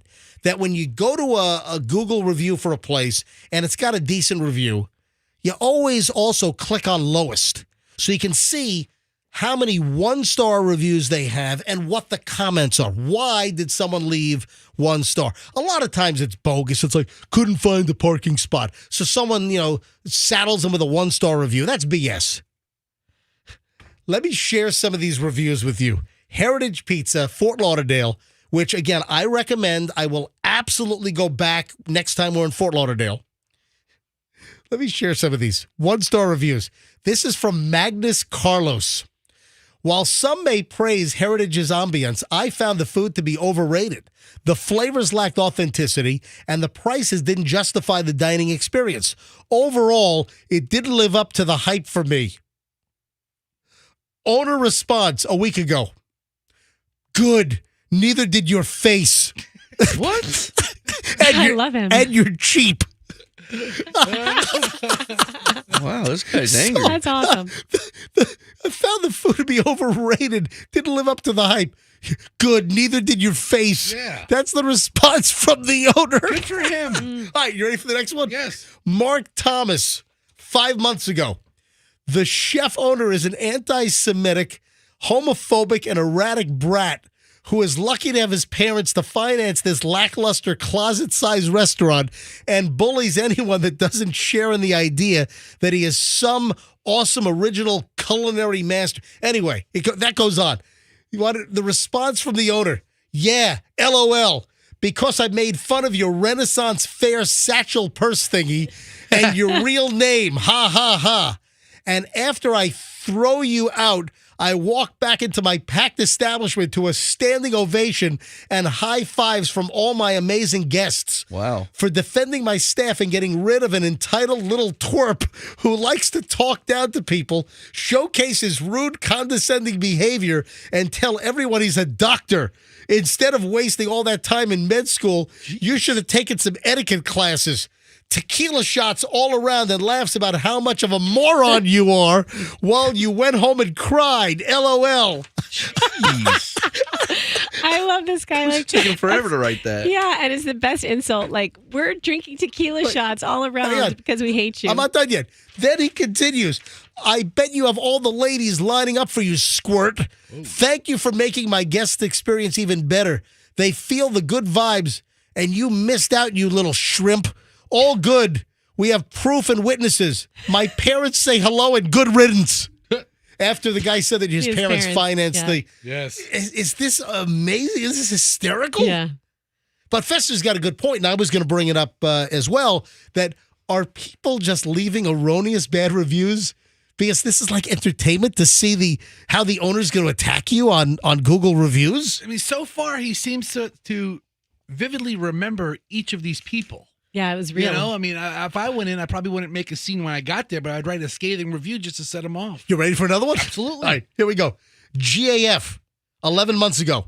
Disappointed with our dinner. We were looking forward to our meal, given some positive reviews and our love for Italian food. Sadly, the food was surprisingly tasteless. Yes, tasteless, yet super sweet at the same time. The pricey calamari appetizer was supposed to come with some veggies, came out with one sad-looking broccoli spear. Our pizzas, one with broccoli rabe and sausage, the other with meatballs, were almost indistinguishable. I'm telling you right now, the food was great. The pizzas were great. I'm a pizza critic snob, and the pizzas were good.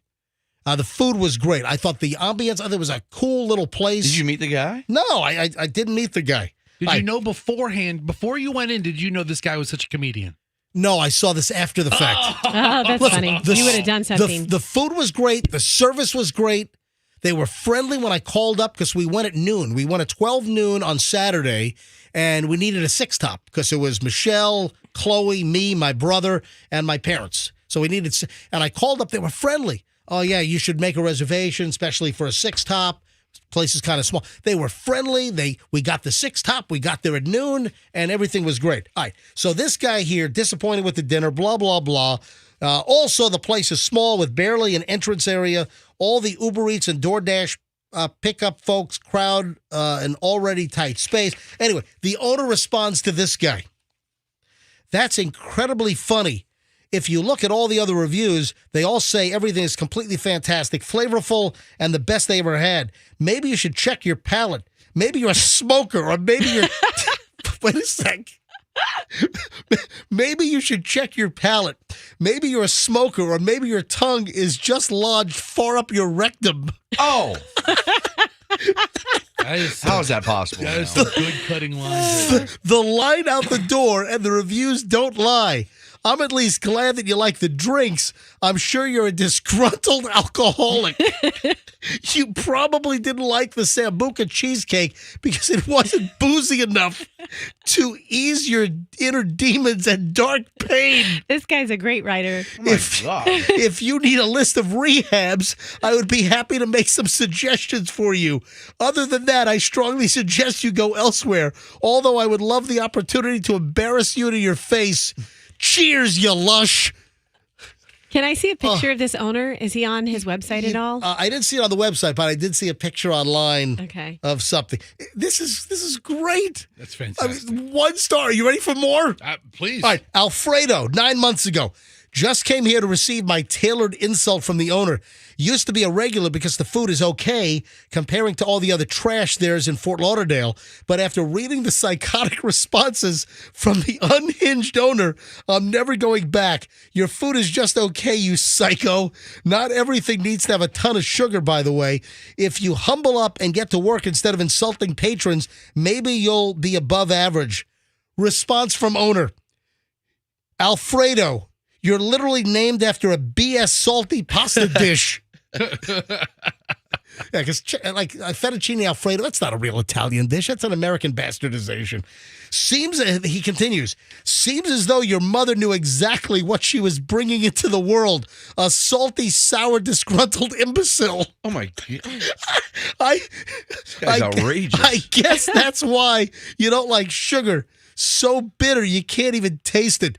There's not enough sugar in the world to sweeten up your crummy life. Oh, this guy's fantastic. Glad you're not a regular anymore, although I would love to see you for one last time so I can embarrass you to your idiotic face. That's his go-to line. Do all of Fort Lauderdale a favor. Enjoy a beautiful day at the beach. Have a pina colada. Put on your little Speedo. Take a dive into the ocean and swim. Swim as far as you can. As a matter of fact, don't stop. Just keep going. Jeez. We could definitely use one last douchebag in this great city. Wow. These are owner responses to 1-star reviews. I would never go to another pizzeria. I would support this guy no matter what. This is Heritage Pizza in Fort Lauderdale. Does this guy have time to write this much? Mostly 5-star ratings. We were there on Saturday, and the place was great. We will absolutely go back. And then I stumbled. I discovered his 1-star ratings and then his responses. And this is just classic. All right, here's another one. Brittany Kluge. My visit to Heritage was a major letdown. From the uninviting ambience to the subpar food and lackluster service, there was little redeeming about this restaurant. I would strongly advise against wasting your time and money here, as there are numerous other pizza places that offer a far superior experience. The owner response, okay, Klugers. What is really the letdown here is the simple fact that a moronic, entitled, and extremely unintelligent waste of space, and a lot of it, such as yourself, thinks their opinion matters, with countless other reviews that respect and praise the ambience, service, and food quality. At some point, you just have to realize that it's most likely your uninviting, grotesque face. Jeez. There is definitely nothing that can redeem that thing. Woof. Oh.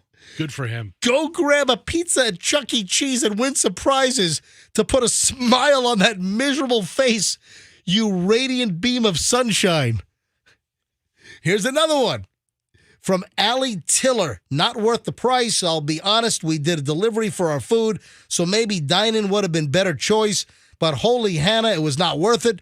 The 12-inch pizza looked like it was going to be bigger, and the $18 salad was soggy. We had a kale salad. It was fantastic. The pizzas were all good. Anyway, he responds to Allie Tiller. Even better customer service. See attached. Not sure what the guzzling soda comment was. Way to keep it super professional over an opinion. Your attitude is about as nasty as that salad. I'm sorry.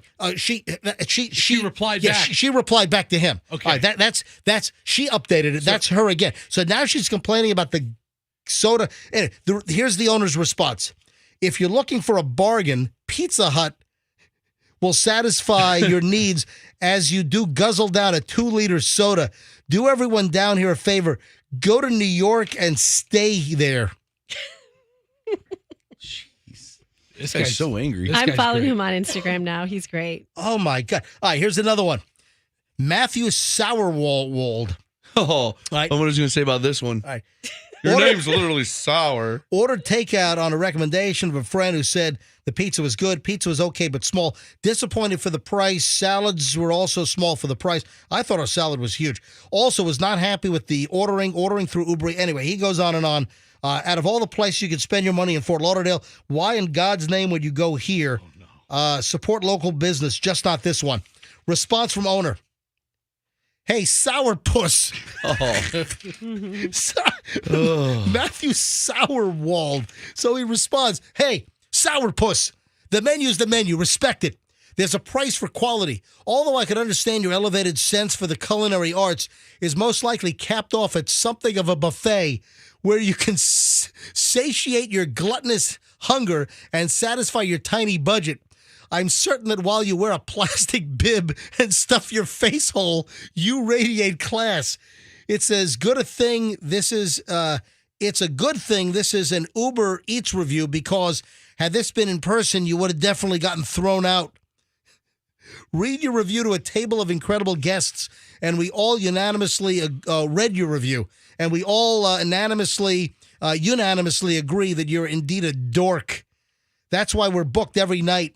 A dork. Yeah, I mean, if I were this guy, I would frame these around the restaurant, or I'd put them on the back of a menu. Oh, my God. Here's Juan Jaime writes, I have mixed feelings about this restaurant. Overall, my experience had both positives and negatives. Anyway, he goes on. It's like 2 paragraphs here. The owner responds, Juan, if you read all the reviews, you can easily see that we're highly recommended as a date spot and every occasion in between, especially if you, as in the guest, have a good vibe and bring good energy into the room.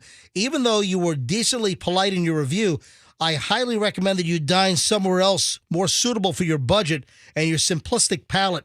Since we are close to the train tracks and in the art district of Fort Lauderdale, this may not be a good fit for you. I suggest, given your concern, that you dine somewhere more commercial, such as a hotel lobby restaurant where there's plenty of security for your needs and comfort.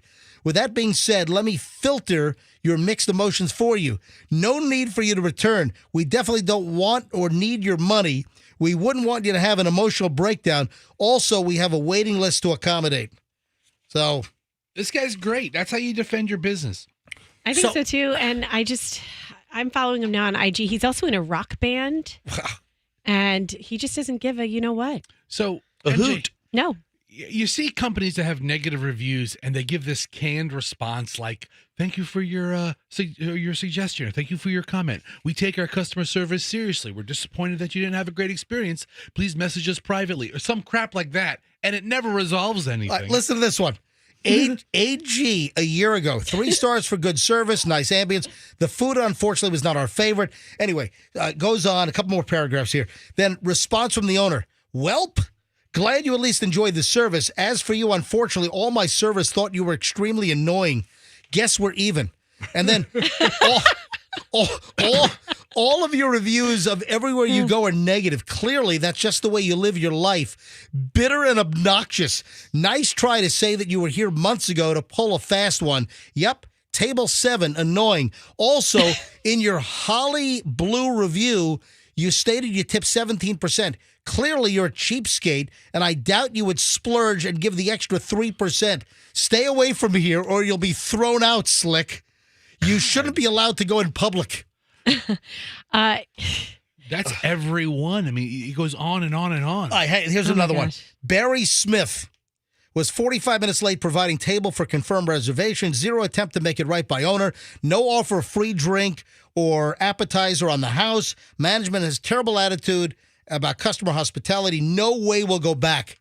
The owner, Heritage Pizza, Fort Lauderdale, writes, okay, Barry, here's the deal.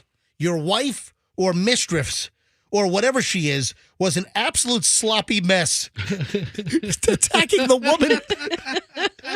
Your wife or mistress, whatever she is an absolute sloppy mess. If you think it's proper to go into a restaurant and start demanding things and throwing a temper tantrum like a toddler, you're sadly mistaken, especially if you thought you were going to get away with it in my establishment.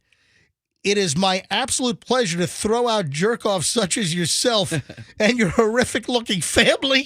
Jeez.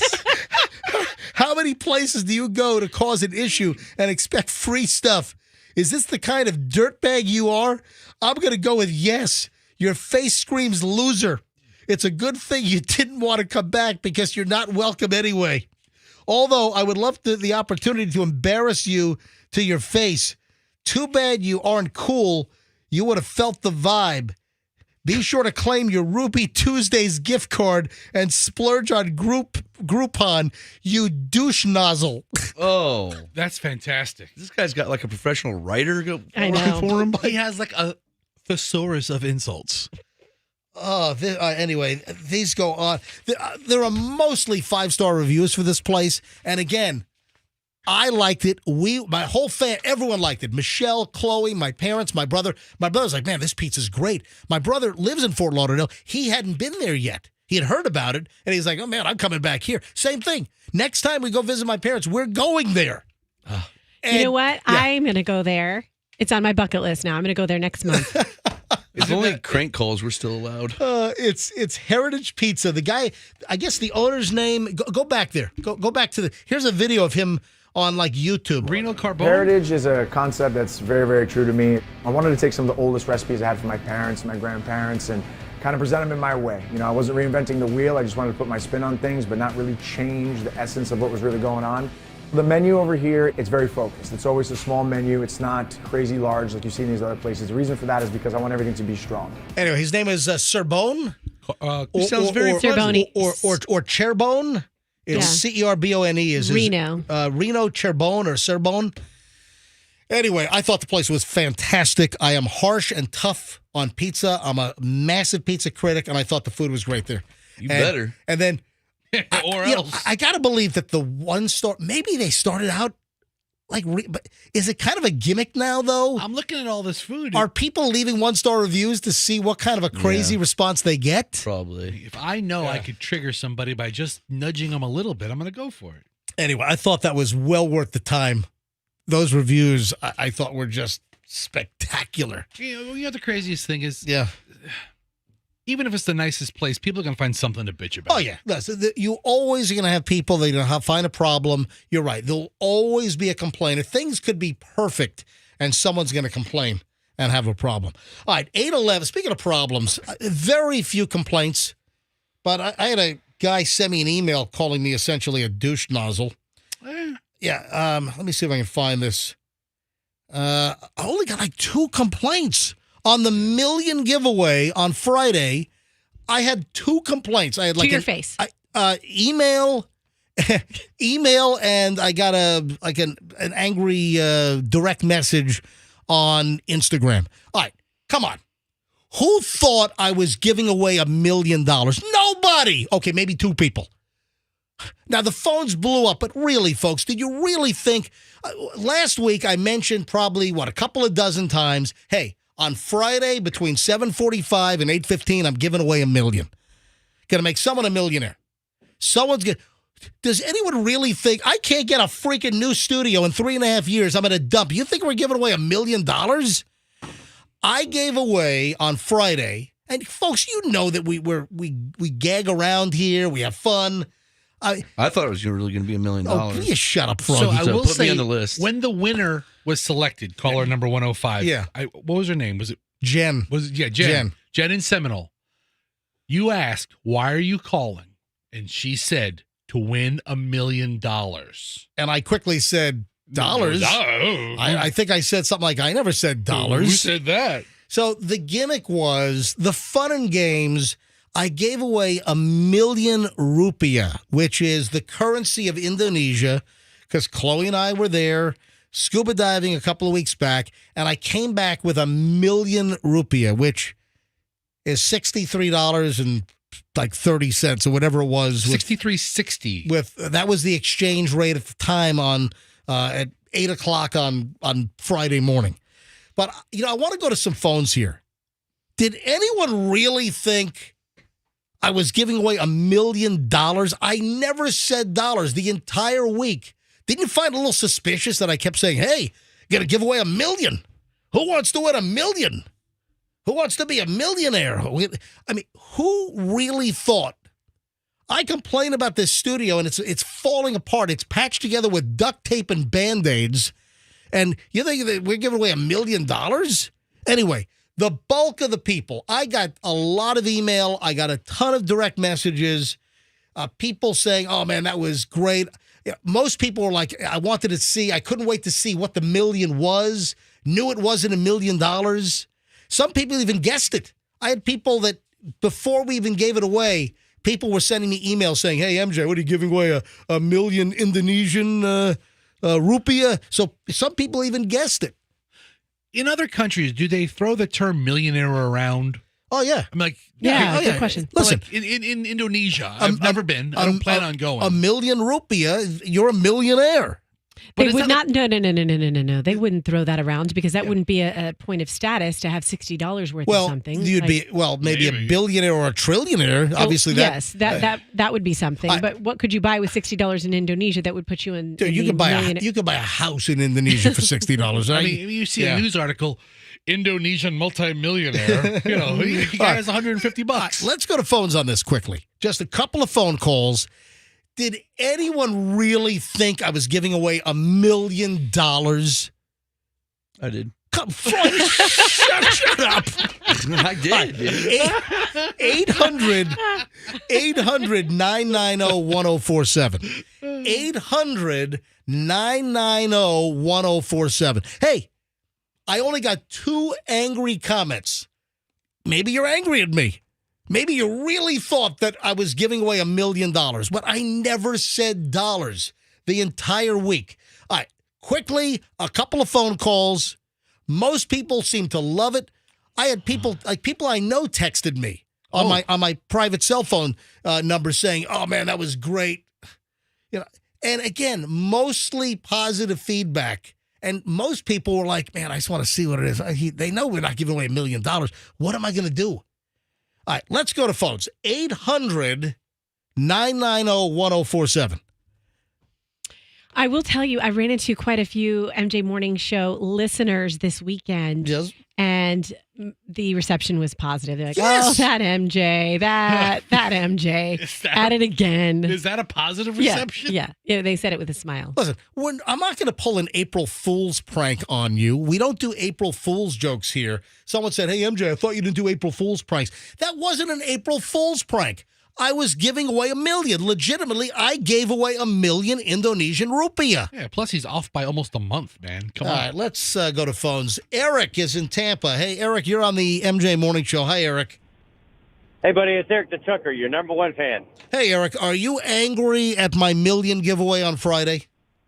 Absolutely not. Let me tell you why, MJ. Obviously, I've been listening to you from day one, but anybody that even has a quarter of a brain cell that listens to you on a regular basis knew that you and Chloe had just gone to Indonesia, and it doesn't take a rocket surgeon to figure out what you were talking about. I mean, you know, any retard could have figured out what you were talking about. Oh, easy Hold now. on. Eric. Eric, hold on. Yeah, Times have changed, Eric. I'm going to get all kinds of complaints on the R word. You can't use that anymore. Oh, I'm sorry. Anybody who's anybody who's Yeah, we get it, dude. Go with idiot. Yeah, no, I get it, Eric. It's okay. We get you. All right, I know you're a nice guy, so no issue. Eric, thank you, buddy. And listen, that's the read. Eric, have a great day. We don't know he's a nice guy, Take care, by the buddy. way. Yeah, no, Eric's called us for he- years. he calls us, but we Eric's don't- and I think I've met Eric before We several don't know times. his heart. Yeah, no, he's a good. Anyway, see, look at that. He knew. All right, Tony's in Clearwater. Tony, you're on the MJ Morning Show. Thanks for having No, me. it's a sorry. it's a Tony with an I. It's female Tony. My bad. Tony, hi. Thank you. Hi, how are you? Hey, say hi to Tony Danza. Hey, Tony, how are you? Huh? Hey, Tony Danza, yeah. I didn't think it was $1 million. I thought you were going to give away 1 million pizzas from Heritage Pizza. All right. All right. That's what I thought. Would have cost more at roughly what, $20 a pizza. That would have been $20 million. Tony, were you disappointed at all when you found out it was $1 million Indonesian dollars? No, it's not a dollar. It's a rupiah. Because I was just at the neighbor country, Malaysia and Brunei, and I know how that money works. Were you one of the ladies brought in for the Sultan of Brunei? No, I was not. Okay, just checking. Hey, Tony, thanks for listening. Thank you. Hey, Bye-bye. Tony, say goodbye to Tony. Hey, see you later, Tony. What a bitch. I'm out of here. That's why the Sultan of Brunei passed on. Can't even say hi. All right, a couple more calls Can't here. even chat the old lady up. no. Pam is in Valrico. Pam, you're on the MJ Morning Show. Hi. Good morning, you guys. Hi, Roxy. Hi. First of all, what's hilarious is you never said $1 million. Why would you ever give away $1 million? Do you have $1 million? I don't think that's going to happen. I was looking at like $1 million Haribo little gummy bears or something. Yeah. I don't know. $1 million Haribo gummy bears. Would that be a truckload? Let me tell you right now, that would have been a lot more than $63.60. I know. Yeah. Here's the thing, dude. Nobody listens. I knew immediately. I didn't even try to call in. I'm like, let's see what this is all about. And that's the point. Most people that contact me was like, man, I knew it wasn't $1 million. They were just waiting to see what the hell is MJ doing. He's giving away $1 million of what? So yeah. I didn't realize it was foreign exchange money that needed to be. Poor thing. Can you see her going down to this exchange place, changing out this money? If I were her, I'd put it in a big picture frame and put it on a wall. It'd take more time to go and exchange the money than it would to ever do anything with it. Pam, thanks for the call again. Pam, very funny. Yeah, Pam. Again, most people thought just like you, very funny. People love the bit. Pam, thanks for the call. That's the majority of the perception on this. Al is in Tampa. Hey, Al. Hey, what's going on? Hey. I thought it was going to be some like Iraqi money or something like that, but it reminds me of that time when they gave away for the Hooters girl, if you sell so many wings, you got a free Toyota. Yeah. Well, we talked about that because That's a good one. That was a case up in the Panhandle. There was a Hooters up in the Panhandle. It was like 10, 15 years ago. And the manager promised, whatever server had the highest sales for the month, you want he said the highest sales for the month, whoever the server is going to win a new Toyota. And it turned out that it was a toy Yoda, Yoda from Star Wars. When she did not. Yeah. And I think ultimately she sued. The server actually got a new settlement. Yeah, the server got a settlement. I think ended up with an actual new Toyota And car. Al, just for reference, 1 million Iraqi dinars would have been a much better prize. Oh, that would be $763. Yeah, that would have been 41 much, cents. Yeah, much That's better. not bad. Al. According to the Google calculator here. Thanks, Al. Another Eric Claremont. Eric, you're on the MJ Morning Show. Hi. Hey, that whole million thing. Look. I didn't tune into the whole $1 million thing until. No, it wasn't dollars. It's just a million. I'm sorry. Stop saying Sorry, it wasn't $1 million. It was million. I didn't tune into it until the day of the contest. It was actually quite hilarious because I was at work. I was trying to call you guys while I was at work. It was like maybe I could win $1 million. Eric, Eric, just take a breath. Eric, did you think it was $1 million? Originally, yes. Wow. Oh, you're that guy. But then, Eric, after I said it was not $1 million, just $1 million, and it was IDR, the Indonesian currency, did you laugh or were you angry at me? No, I laughed at it. I told all my coworkers about it, and they started laughing too. There you go. And that was the response. That was the reaction from most. One more call on this, Andrew, because I got to move on. Alice in Hudson. Alice, MJ Morning Show, you're up. Final call on this. Good morning, MJ. Hey. Long time listener to you. Thank you. I knew it was not $1 million. Now, I drive the bus for Esther's school, and we listen to you every morning. The kids all thought it was $1 million. I said, no, it's not. Could it be marbles? Could it be this or that? And then I could not shut the van off until I heard exactly what it was. I think that was hilarious. And I told them this morning, I said, do you know about the millionaire? It wasn't dollars. It was from when they took their trip to Indonesia. Thank you, Alice. Appreciate it. Tell the kids I say hi tomorrow. Thanks for listening. All right, Andrew says I got to take one more. Kenneth in South Tampa. Kenneth, you're on the MJ Morning Show. Hi. How are you? Doing well. What's the deal? I'm mad. I thought it was $1 million. I'm never listening to y'all again. But I'm listening to y'all now. I love it. Yeah, I'm never listening to you again. Oh, but I'm listening right now. And that's happened also over the years. I'll get angry emails and people will say, you did this, you did that. I'm never listening to you again, ever. And then I'll get an email from them like a couple of days later complaining about something else. So, I love you guys and thank y'all. All right, thanks, Kenneth. Never listening again. So there we go. It never said $1 million. It was just giving away $1 million. And it was legitimately $1 million. I gave away 1 million rupiah. We gave 10 100,000 rupiah notes away. It's 1 million rupiah.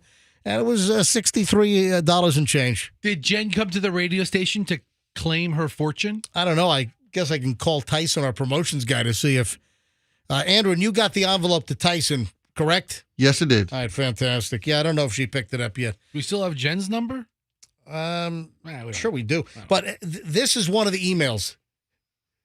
This is from, I'm not going to use his full name because it's a very distinguishable name. But he said, MJ, that was a dick move. Oh, that's not. He said, MJ, you're already wealthy and you hyped your listeners up. Some may remember that. It's true. Wait a second. First of all, I don't think you have access to my financial statements. And number two, you're one of the few that really thought it was $1 million. Most people knew there was some, gimmick to it because I never said dollars. I will hold it against you for all time. Meanwhile, and then I got another email that he's never listening again, blah, blah, blah. But of course, he's listening right now. Screw him. Yeah. He's going to send me an email. By the way, I'm not listening. Good. While he's listening. All right, Froggy, I think you would probably like this. I saw that a guy up in Maine working at an ice cream store was indicted for lacing the ice cream with THC, the active ingredient in marijuana. Pretty sure everybody would like it. Just me. A Maine man has been indicted for lacing ice cream with THC that was consumed by several people at a cafe in New Hampshire. Mark Floor, 43, was indicted on one count of tampering with consumer products. That's a federal case. This guy has been charged federally, scheduled to appear in federal court in Concord New Hampshire at a later time. According to court documents, Floor, or maybe Flore, it's Flore, laced a batch of coffee Oreo-flavored ice cream with THC, tetrahydrocannabinol, and stored it with other batches of ice cream in a freezer at Roots Local Cafe. Would coffee be the flavor you'd want to mix it with, Froggy? Coffee ice cream is gross. Yeah, I it sounds hate like coffee. a mint chocolate chip mix in, Ugh. That's why I don't drink coffee, is because my dad tried to give me coffee ice cream when I was like 2 years old, and I hated it. Coffee's better than coffee ice cream. Yes, Fester. WMUR News 9. The Big Murr? The Big Murr. They got the story? Everybody has to have a heart murmur. All right, go ahead. A federal grand jury has indicted a man for allegedly lacing coffee Oreo-flavored ice cream with a THC product before it was then sold at a New Hampshire cafe. Mark Flores is charged with tampering with a consumer product. According to the court documents, he stored the THC ice cream in a freezer at Roots Cafe in Newmarket. The cafe's owner says it was unknowingly sold to customers last March. Police and the FDA started investigating after multiple people got sick after eating that ice cream. Yeah, but what if anyone failed the drug test? Yeah. After multiple people got high after eating that ice cream. All right, let me ask you a question, and I think this will elicit callers, and I'll even solicit callers on this. Got a parking question for you. What do you do when you're in a parking lot and every space is full except for some of the electric car charger spaces? What do you do? What do you do? Interesting. So you got a bunch of Tesla owners that I guess there's like a Tesla users group, but you got all kinds of Reddit stuff. And this is a big complaint that Tesla owners will get to a parking lot and somebody is parked in the charger spot when they want to park their car there and then plug in their Tesla or their electric car. But what do you do? What do you do if the only open spots in a jam parking lot are some of the electric chargers? What do you do? Fester, what do you do? What do you do? Yeah, I park in it because I'm an electric vehicle owner. Listen, you've got a 2010 gas-guzzling Cadillac Coupe de Schmuck or whatever that thing is. Coupe de douche. And your wife has the Tesla. Yeah, I'd park my Cadillac in that spot. So at Wawa, there's the superchargers, and it says a sign on a lot of them that says 15-minute parking for non-electric vehicles. So you can't stay there all day, but if you need to use it, you can use it. Well, wait, who's going to Wawa and staying there all day? I don't know. Some people have Bible study there. Yeah. Have you ever seen the little tables out there with the homeless people? I guess they don't have cars, but People just post up with their laptops out there. But yeah, I haven't seen too many non-electric vehicles parking these spots, but I guess if they're the only spots available, it's better than parking in a handicap spot. I would agree with that. Yeah. But there's no law that says you can't park in the spot. I mean, you can't get a ticket for it. Screw that. Let's go to phones on this. How many of you are dissuaded? How many of you, if you're in a busy parking lot and every space is taken, but some of the electric charging spots are open, how many of you will park there? How many of you won't park there? Are you a Tesla owner? Are you an electric car owner? And what do you do, or how do you feel if someone is parked in the spot? Also, if you're an electric car owner, I would imagine you're not supposed to pull into that spot unless you want to charge. Yeah, you plug your charger in, Right.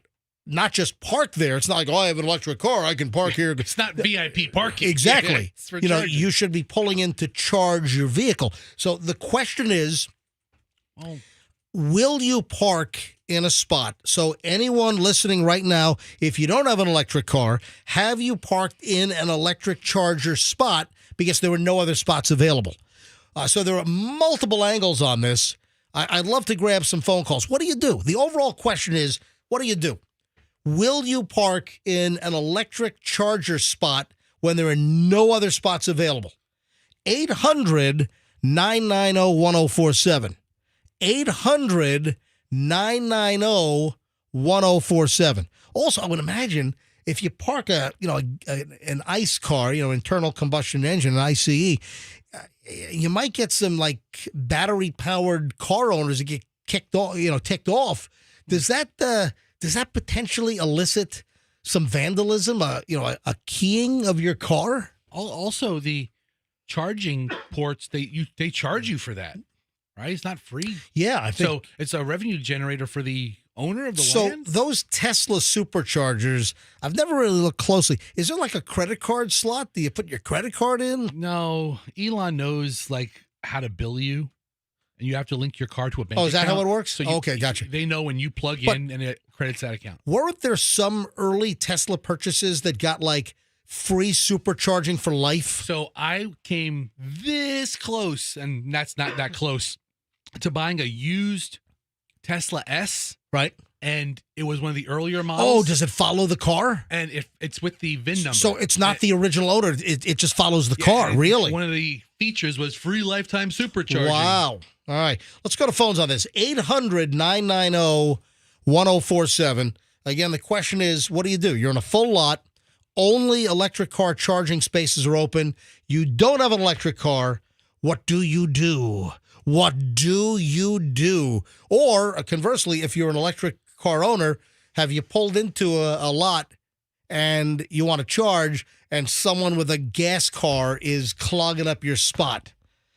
800-990-1047. Heather is up first in Bradenton. Heather, you're on the MJ Morning Show. Hi. Hi, good morning. How are you? We're well. What's the story? I don't believe in the electric car, so sorry, but I would park there. Have you ever? I have regular gas car. Yep. So do we. Have you ever parked in an electric spot? No, but if it came down to it, I definitely would use those spots. Gotcha. Heather, thanks for the call. Have a great day. David in St. Pete. David, you're on the MJ Morning Show. Hi. Hi, good morning. Morning, David. What's the story? Yeah, all the places that I've been that have those electric car parking spots, I've never seen them used by an electric car, ever. And if they're parked there, they're not charging, so that kind of defeats the purpose. David, I think I concur with you. I've seen plenty of open spots. I think, to be honest, if I were to quantify, I've probably seen more electric charger parking lot spots open than filled. And you see electric cars parked just in regular parking spots. Oh, they ought to be towed. It works both ways. Hey, David, thanks for the call. Thank you for calling, David. Natalie, stop. David would have been a lot more. He would. Thank you. I said thank you for calling, David. I'm getting complaints about you being rude to callers. I am speaking to David in his native tongue. He understands me completely. Please stop it. Have a great day, David. Natalie in Wesley Chapel. Hi, Natalie. Hi. Go ahead, Natalie. So I'm a Tesla owner. I own a Model X, and mine is a 2020, so I get free charging for life. Yep. But when I do see those spaces, I do both ways, I'll park and not charge sometimes. Or if I do see a car that, is not electric parked in there, I'll just kind of be like, but then I'll try to find another space. But I don't get too frustrated about it. But you won't vandalize a gas-powered car that's taken a Tesla charging spot, will you? no, I wouldn't. I would just be like, oh, well, I'll just have to find another spot. All right. Thank you. And Natalie, how long have you had your Model X Tesla? Since 2020. And the batteries still good? Are they starting to wear down, or is the range dropping because the batteries are losing efficacy? Well, I actually, a few months ago, my car didn't start, and I was like, what the heck? I was charging it, and it completely wouldn't start. It was a really hot day, and then I got it towed to Tesla, and they just redid the whole battery. So I don't know if it was because it was bad. Hold on. They gave you all new batteries for your Tesla? Yeah, a whole new battery. Because those are expensive. Yeah, it's not like a Duracell. If you got to pay for the batteries, aren't they like 10 or 15 grand for just the batteries? That's a great question. My husband handled it. So I Yeah. don't know. All right, well, that's But, if they covered it under warranty, that's great. Thanks, Natalie. I'm just not an electric. Does your husband have electric as well, or just you? He does. I'm sorry? He does. He has a Plaid. So both of you guys have Teslas. Yes, and we have a truck coming. Wow. The Cybertruck? Tesla family. Now, what happens if you guys want to go on a long road trip? Are you okay sitting for a long time to charge your car? Yeah, because we'll go get lunch or something. We'll park the car because it's usually by like a restaurant, or if we're at a Wawa, we'll get like some snacks and watch a movie or something while we're waiting. You know, listen, Natalie, different strokes, different folks. I just want to go to a gas station and fill my tank up in 4 minutes and be on my way. When you're making a long road trip and you've been driving for 3 or 4 hours, you don't just run into a gas station and fill up like you're in NASCAR. It's a 10, 15 , 20-minute endeavor. So the Tesla's what, 10 minutes longer? 20 minutes? No. What are you doing? What are you doing? You walk inside, you drink I go to a gas station. I'm there for 4.5 minutes. The average fill up for a 20. Did you say drain? What did you say? What'd you say, drain what? Dude, watch your language. What's wrong with you? You can't say drain the vein? Stop it! Stop it. All right, Natalie, thanks for listening. Thank you, Natalie. You're welcome. 20 minutes to get gas. No, you walk inside the place, you look down the snack aisle. You don't drive for 3 hours and just jump back in the car for 3 more hours. I just did. I just drove from Tampa to Fort Lauderdale and back. But you and stopped. I jump in I stop and get gas, and I'm on my way. I'm not making an outing out of it at the gas station. Did you drain it? You held it. 4.5 minutes to fill up the car. Crystal in Tampa. Hi, Crystal. All right, Crystal, you got to turn your radio all the way down. I know. Then my husband won't hear. Okay, can you hear me? Yeah, go ahead. Okay, I'm a Porsche driver ruining the environment every day. My husband drives a Tesla. Right. Now, the Tesla people, when they see a car there, are in desperation. So it's kind of desperation mode that they can only go another mile, and they'll do anything they can to get in there because they need it. So I would imagine that a guy with a Tesla would be running out of electric, parked behind my car out of electric, and then I could never leave. Yeah, you might get blocked in. They're a different breed, and they're also, like I said, they're living in desperation. Why do they have to take the spaces in a parking lot to use the charging? Why can't there be like you pull up to someplace and charge that isn't a parking space? Yeah, like a dedicated place where only people that need a charge go versus using spaces in a parking lot. That's what those spaces are. Well, but I see dedicated space. I see Crystal's point that it's like saying, why doesn't handicapped people, have a hovercraft? I mean, they have dedicated spaces. Crystal, thanks for the call. Cassandra in Largo. Man, phones blew up on this. Hey, Cassandra, you're on. Go. Good morning. Hey. I just wanted to mention, especially about the Wawa. So I just left there. The one that I stopped to on the way to work has like the whole back row behind the store. So there's for regular parking, but then behind that is like all the electric parking. And the Wawa doesn't have a lot of parking in that one. So depending on how many cars are there, I'll park there easily. Have you ever had anyone yell at you like, I'm trying to charge my... Right, yeah. No, not at all. Yeah, so there are plenty of other open spots even if you park there, right? Yeah, there's usually, because it's the same amount of charging ports as there are for regular parking. So there's a lot of spots there. There's probably at least 10 to 12. Thanks, Cassandra. Have a great day. All right, Andrew, I'm going to take 3 more here. I'll take, 4 more. I got Jason, Chris, Danny, Jim, and then we got to move on. Phones blew up. All right, let me grab Jim in Seminole. Jim, MJ Morning Show. Hi. Hi. I pulled in the garage in Sarasota, and it was jammed, and I pulled into the electric stand there, and unluckily the parking girl was right behind me, and I didn't realize it. And she said, I'll let you slide this time, but I should give you a ticket. Give you a ticket? What, a parking lot ticket? That's right. That's hardcore. Yeah, for parking in the electric space. What, was it like a city lot? Were you actually going to get a real municipal parking ticket?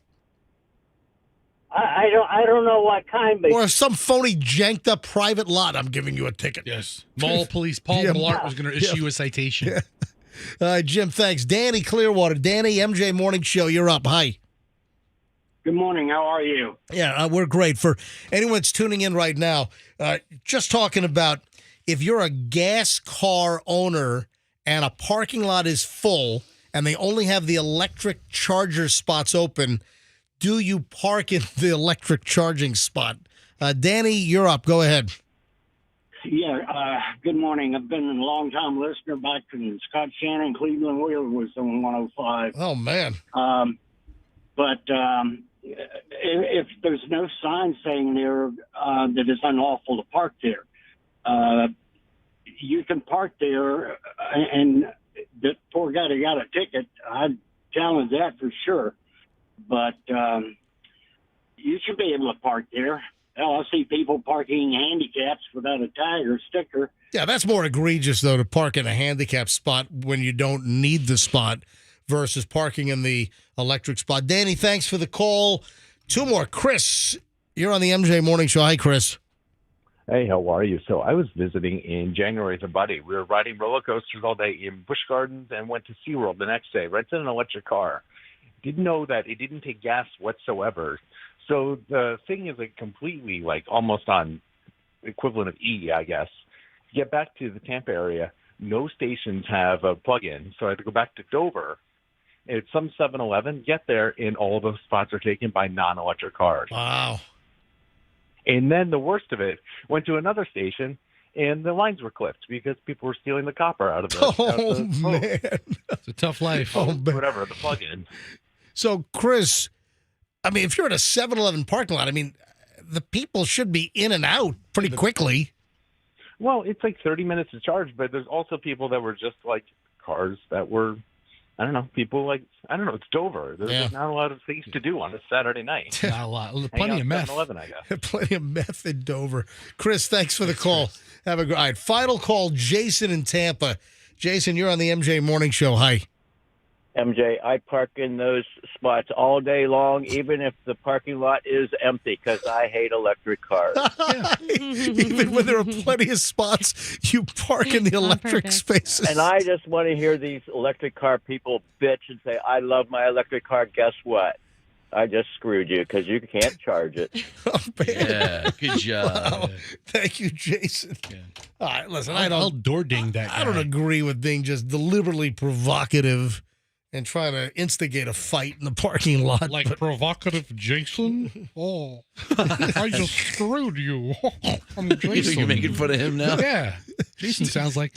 Fester, you're like just you're permanently obnoxious. I'm calling it like I see it. Calls him like he sees him. Listen, Jason was a great guy. How does he sound again? Oh, I'm Jason. I screwed you. Did he snort? Dude, I'm getting complaints about you mocking and making fun of listeners. I can't get a date. I screwed an electric car owner. Stop it, Fester. All right, now, do you remember earlier this year, which is not too far ago, not too long ago, do you remember there was an $842 million Powerball ticket sold in Grand Blanc Township, Michigan? Yeah, it was one of the big prizes. Yeah, that's why I said $842 million. No one's come forward yet for that. When does it expire? Is it like 6 months? I think it depends on the state. But this was in Genesee County, Michigan. The store there sold an $842.4 million Powerball ticket on January 1st of this year. And so far, no one has come forward. It was Food Castle. Remember we talked about that. No one has come forward for the $842 million ticket. Yeah, the cash option for Monday's, let's see here. Was that a Monday? That was a Monday, right? It was like January 1st was a Monday when that drawing was. Yeah, because you wanted to come back to work on Tuesday. So Powerball is what? Powerball is Saturday, Monday, Wednesday? Yeah. Right? For Powerball? Yeah, no one's come forward. Here we go. Powerball tickets are valid for 1 year. Now, that's Michigan. But in Florida, aren't the tickets good for 6 months? I don't know. I'll have to see if it's different from state to state. That's what I'm saying. I think it's different. But just a heads up, $842 million. Now, the guy that won the $2 billion prize, that, Edwin Castro, right? Out in California. Yeah. He won in November of, 2022? And I don't think he came forward until like February of 23, right? He took months to come forward. So I wonder if whoever won this $842 million jackpot is doing the same thing. And I would think you'd want to try to get your hands on that money as quickly as you can. Think of in a time where you can get 5% on cash these days, what kind of interest would you be losing? Okay, listen. You win $800 million. You're going to make sure all your ducks are in a row and not rush anything because of 5%. Listen, it doesn't take months for you to get your ducks in a row. Maybe they're very slow ducks. 8:47 at the MJ Morning Show. Folks, that wraps up an hour and 20 minutes of nonstop MJ. No commercials, no music. We just did an hour and 20 minutes. We do it every single day. About the same time, about 7:23, 7:25. Now, when we get back, there's a bizarre story. I didn't get a chance to do this earlier. Did you see what happened at a school? This is an Oklahoma high school. Did you see what happened with the toe sucking and licking? Oh, the peanut butter? Dude, this is bizarre. Ugh. I'm like, what is going on? How did this even get to this point? If you're a parent and you got kids in school, you've got to hear this story coming up in just a bit. Also, COVID and booze.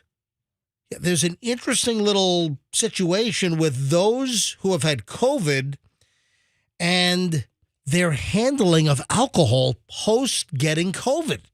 Get to that here in a couple of minutes. Also, a couple of additional local stories. You know what are starting to pop? The eclipse stories. We've got the eclipse coming up on, is it April 8th? I'll check the date. It's in April.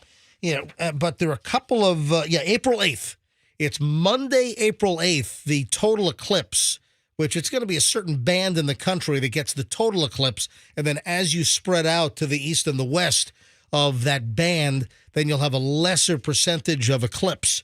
Like here in Florida, aren't we like in the 40% range or something here in Florida for the eclipse? I'll pull up a map. Coming up next month, about a month away. And that band is Bonnie Tyler. Yeah, total eclipse. Kept saying band and total eclipse. Yeah. All right, but no, there's a couple of interesting angles I want to get into with the eclipse that's coming up. Anyway, we're loaded next. Don't move. We're back in moments on the MJ Morning Show here on Q105. Don't move. Now,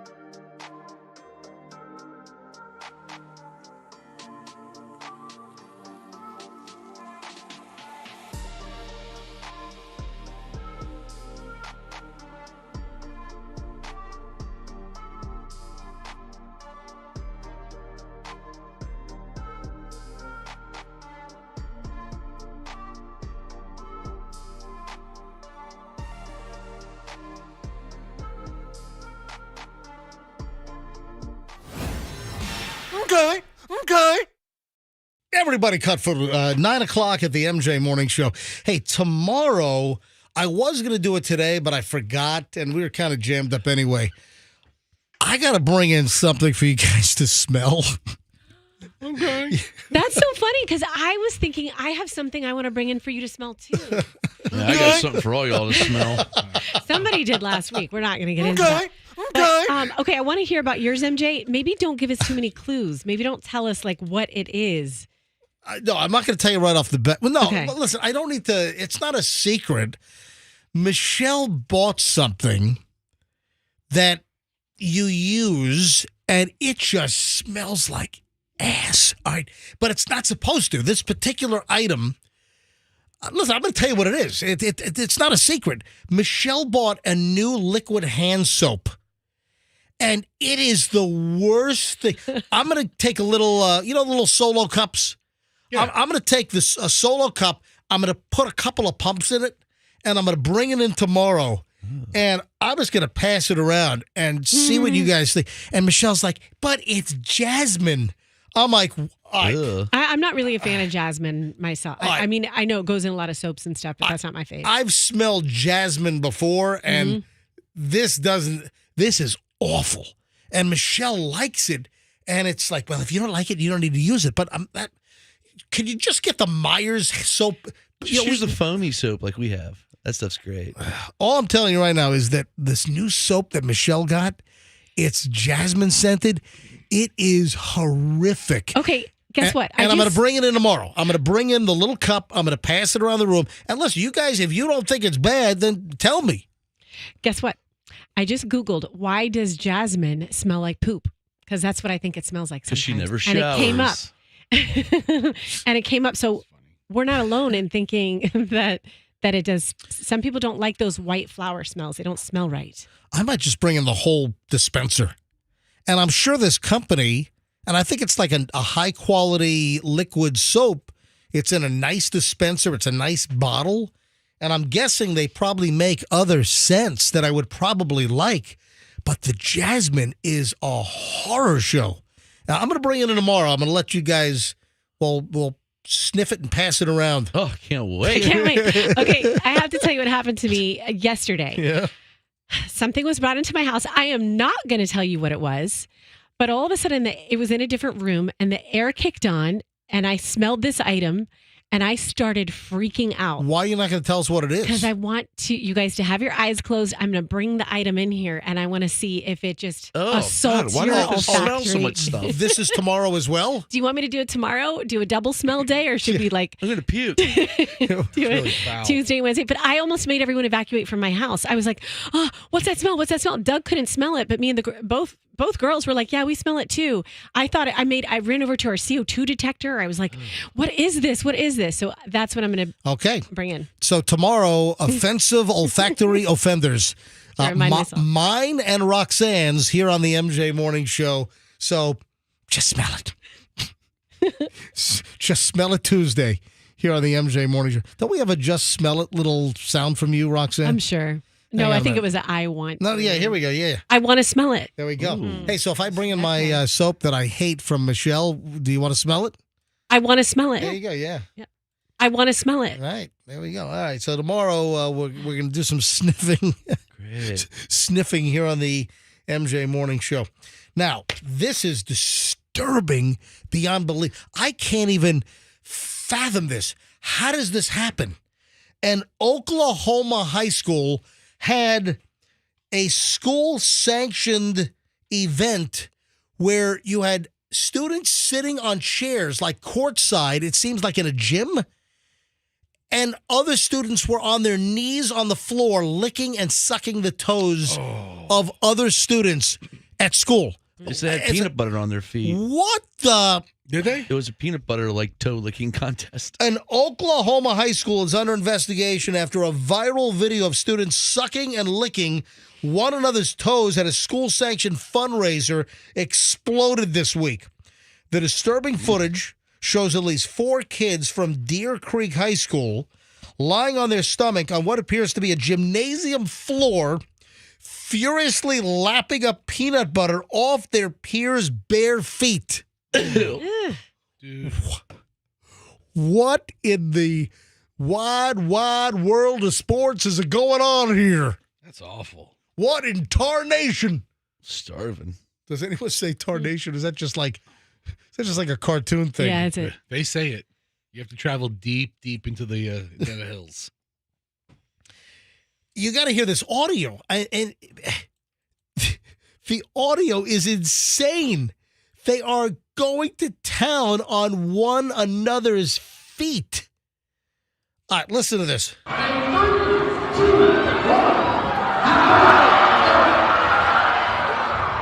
Imagine. Yeah, kids sitting down. Devouring them.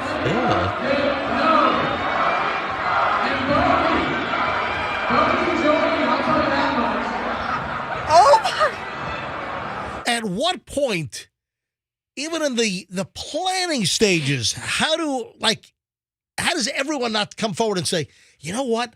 Licking bare toes on a gym floor where one student licks and sucks another student's toes. At what point does this even get to the distant planning stage where someone doesn't say, no, this is not good. Did 25 people have to sign off on this? I mean, just by the time from idea to the video. Look, Fester's got the video up. It is insane. What is this? A news report from? Yeah. Is this from Fox 25 in Oklahoma City? It is. All right, roll us back. Roll. I mean, folks, this is the craziest thing you've seen in a long time. I roll back to the beginning. All right, here we go. All right, go to the beginning. Here we go. High school. Fox 25's David Chazanoff has reaction from the district and its parents tonight. David, what are you hearing? Adam Wendy, a parent whose child attended the event, calls it deeply disturbing. And we do want to warn you, the video you're about to see may be graphic to some viewers. This is like Pornhub stuff. It shows Deer Creek High School students licking toes at a fundraising event Thursday. We have blurred their faces to hide their identity. It was surprising. I didn't think they were going to do all that. That's an anonymous student whose voice has also been disguised by Fox 25 Oklahoma City. He is devouring them. Whenever she told me yesterday that was happening, I had to ask her, like, wait, what? They're licking peanut butter off of toes. What? What is going on here? Yeah, right? What? Come on. Someone's losing their job over this, right? I mean, the whole school needs to lose their job over this. Yeah, Fire everybody. Don't they have a meeting with more than one adult who comes up with this idea, and one of the other adults is like, this might not be a good idea. Oh. You know, we ought to do this again tomorrow and maybe talk about this during maybe the drive to school time and maybe get some high school kids on the phone but this is insanity. Roll it back. There's a little more. Yeah, right there. Start right there. Things, but that right there just seemed a little excessive. Deer Creek Schools says every student who participated signed up for the games they played ahead of time, and that no faculty or staff were involved during the assembly. They note that the fundraising week helped raise more than $152,000. It's really great that they raised a lot of money. I feel like maybe they could have done a little bit more accountability and ownership in that. Why did they have like a donkey show? Yeah, seriously. I'd raise $100,000 all by itself in Oklahoma. I mean, come on. And wait a minute. No faculty? What, the kids just running amok? Come on. There was no adult supervision. Of course there was. No adults participated in these. There must have been teachers around. Like these little laugh Olympics they're trying to do. You know, maybe we didn't fully think this thing through here. Yeah, you think? All right. Here's the reporter again. And we asked the district if students signed permission slips to do these activities, but we did not hear back. Reporting live in Deer Creek, David Chazanoff, Fox 25. Thank you, David Chazanoff. Back to you in the studio. Thank you, David Jackonoff.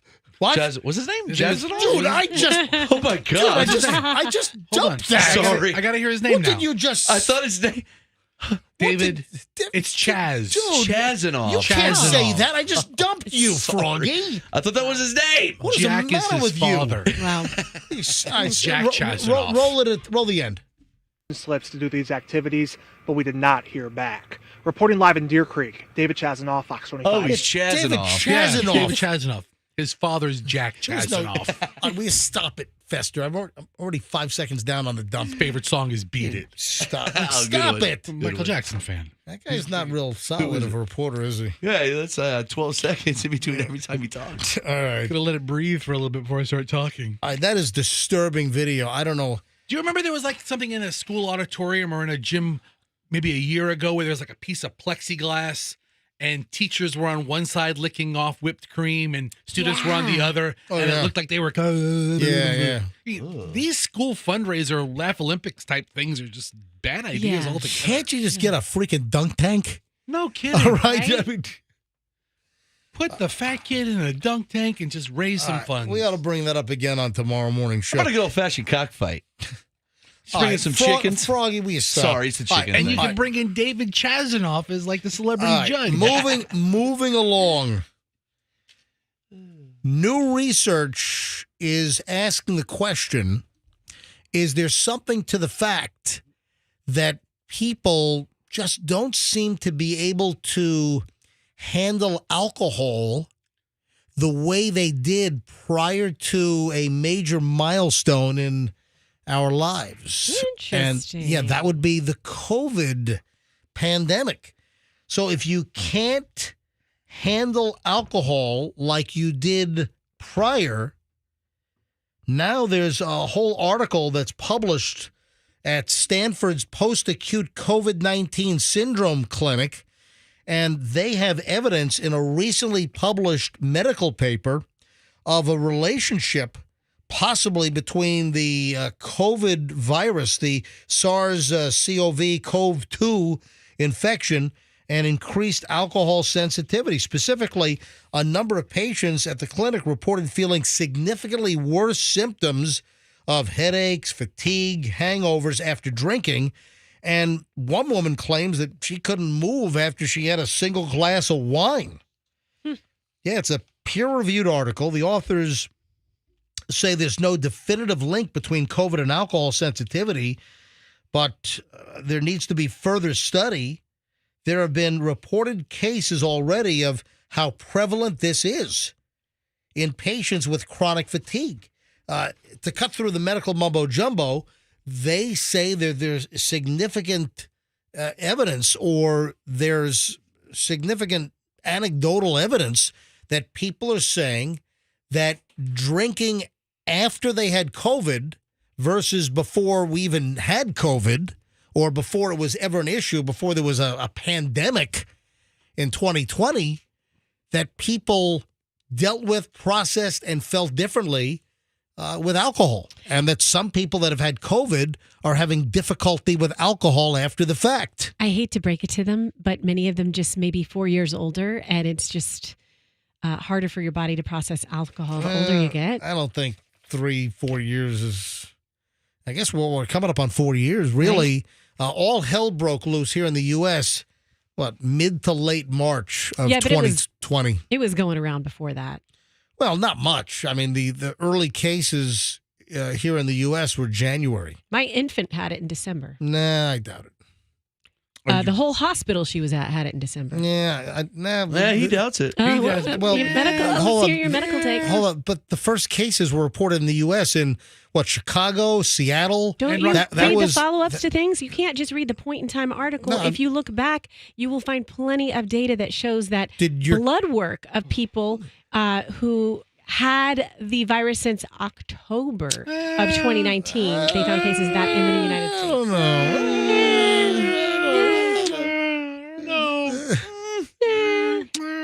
I don't think your kid had COVID in December 2019. Okay, MJ, do you want to walk down this path with me? She was born on December, I won't tell you the date, but in mid-December. Why won't you tell me the date? Because it's private. She woke up hold on, you won't tell me your kid's birthday? I don't put my kids' real birthdays out there. Why? For fun. No, just for fun. For weird. For mysterious. For odd. So listen, I woke up with her on Christmas Day, and she had 101 fever.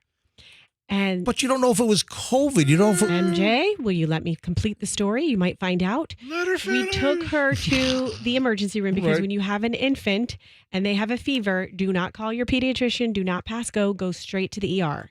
We brought her there. They had to do a spinal tap. It was crazy, traumatic group. stuff, right? And then she couldn't breathe. Her oxygen saturation was like 70%ish at times. It would dip down to really low, not the entire time, but she kept having these dips in her oxygen saturation. She couldn't breathe. They could not identify what the virus was. But it doesn't mean it was COVID. It was not. It was probably not COVID. The first identifiable COVID cases, I think there was a case in Chicago, and it was somebody that came back from China, and then it was like Portland or Seattle. Okay, so But then, no, Roxanne's new infant was the first case in the United I didn't States. say she was the first No, case. no, it was circulating then. Her attending pediatrician in the hospital. Fester, stop with your noises. That's what you're doing. The attending pediatrician happens to be a neighbor of a friend of mine. He was like, I find out a couple weeks later, he was like the sickest he's ever been in his life. Who was holding my baby right when they were born? But did they attending pediatrician. Did they take tests? Yeah, they did tons of tests and they couldn't identify it. It was an unidentifiable virus. According to Google, the first case in the United States was at a Tampa Bay area emergency room with a young child. In December of in 2019. Whose mother was no. radio personality and MC of almost every local charitable event. Who won't Roxanne divulge the Wilde. date of the actual incident. The date It's of on the incident, I Google. just told you, I December believe you. 25th was the date of the incident. You guys All are right. just jealous So- because you Why- weren't first. Fester, Like, what do you have? Roxanne had- woke up Christmas morning. It says here in Google, Roxanne and her family woke up Christmas morning only to rush their toddler to the hospital with some unknown. You're curious as to why I don't like to share personal information with you. Oh, And wait a now you second. know why. Hold because on. it's audited at every Hold on. turn. It turns out that Roxanne's infant was a lab worker in Wuhan, China. Yes. What a Yes, jerk. Yes. was a Did she eat a was bat? was a prodigy and ate a armadillo at a wet market. What a pangolin? What was that? Bat soup. Bats or pangolin or whatever. All right, Fester, what does Google say? The first CDC case was in January of 2020. You do realize that you can't believe everything you read on yeah, Google. we don't- There are plenty of reports that show that it was circulating in people's blood in October of 2019 in the United States. Fester, stop it. I just can't believe I work with people who don't know how to use their brains Yeah, most for of the real. You time, guys are- except Froggy. You guys are idiots. Yeah, Froggy's the smartest person in the room, Thank Roxanne. you. Oh, man. I think Die I'm pretty on that close. cross. Go ahead. Pretty close. Froggy is pretty smart. Hey, Andrew, can I get a little Bonnie Tyler? Let me know when you got some Bonnie Tyler. I'm moving on here from Roxanne's infant being ground zero, case number 1. I didn't say she was ground zero. Patient zero. Do you want me to play her? I still have recordings of her trying to breathe in the No. neonatal That unit. doesn't mean it was COVID. I'm Robert Stack, and today on Unsolved Mysteries, the origins of COVID-19 in the U.S. Your radio stations are going to play this song on like April 8th for the total eclipse of the sun. We are? Yeah, I'm sure we will. I'm sure it'll be scheduled. Now, a couple of things here on the total eclipse. And again, there is a zone that will see 100%. So, I mean, just a smidge east of Dallas, Texas. And then you got this arc going to the northeast through Terre Haute, Indiana, Cleveland, Ohio, Buffalo, New York, Burlington, Vermont. I mean, they're going to see total eclipse. Now, here in Florida, I believe, we're going to be at, I think, 40% or so. Maybe the 60% zone? Nah, you know what? Here's the total eclipse. Yeah. Here's this line that kind of cuts through middle of Georgia's the 80% zone. And then the 60% zone kind of goes down Alligator Alley. Kind of leaves out by Fort Lauderdale. So maybe we're close to 60%. We're going to have a pretty significant eclipse event. However, it won't be. All right, let me tell you what's going on. Why am I bringing up some eclipse stories a little over a month early? Because if you try to book a motel in the eclipse zone, and it's a pretty wide swath where there's going to be a 100% eclipse, what's going on is you have hotels that are jamming up the price of hotel rooms. Sure, this is a big event. Yeah, for what's it's going to be a Monday, April 8th. Typically a slow motel day or hotel day. A Monday, hotels, motels are jamming up their rates in the eclipse zone in the U.S. 10 times their regular rate. So you've got some places where rooms are like typically $129. They're charging over $1,000 like at a La Quinta. I mean, where's the... I was looking up airfare to like fly into Cincinnati or fly into Austin. It's several $100s. Well, remember last week we had a story about, I think it was Delta. Delta's doing an eclipse flight. And from like Austin to Bangor or something. Nah, it was where were they going? But I think it was Austin, Texas to Cincinnati or something. Follows the path. Yeah, they were following the path of the eclipse. But through Texas, Arkansas, Illinois, Missouri, Indiana, Ohio, New York, Vermont, New Hampshire, and Maine, and then it passes through the Canadian Maritimes. In Killeen, Texas, a Fairfield Inn. Rooms are $809 on April 8th. You want to go the following Monday? $99. Wow. So the flight that you're talking about is Austin to Detroit. To Detroit. And that was, I think it was close to sold out. What's the flight number? Because I can look it up. Delta 1218. There you go. So if I go to my Delta, it might even be sold out. But Delta is offering a flight to follow the eclipse path. So I just turned on my Delta app. Let me book a flight. By popular demand, Delta adds a second eclipse flight. A second flight. All right, so let me see if Delta 12, what is it, 18? Yeah, so book, and if I go, let's see here. I'm sure the first one's sold out. Yeah, it probably is. Austin, let's see what the prices are, though. Austin, Texas to, excuse me, to Detroit, D-E-T, to Detroit, Wayne, and the date is what? Monday, April 8th. Okay, apply. Okay, this is really fascinating stuff. Dude, I want to see. I understand. I want to see what the prices are and if they're sold out yet. I love it. So Delta 1218. Oh, you know what? If it's sold out, it's not going to show it. All this for a flight that's already sold out. Yeah. All right. Yeah. Delta 1218. 12:15 p.m. to 4:20 is sold out. There are no seats available on that flight, and I'm looking for a second flight. I don't see another flight around that same time. But it says they added a second flight, but I don't see it on the Delta list right now on my app. Interesting. All right, so hotel rooms, motel rooms, some places are charging 10 times the normal price on a freaking Monday to be within the eclipse zone. That's number one. Number two, there is a warning from vets to beware of some bizarre animal behavior and that the zoos need to be on alert. Homeowners in the eclipse zone, don't birds and like wild animals, don't they react oddly during like total eclipses?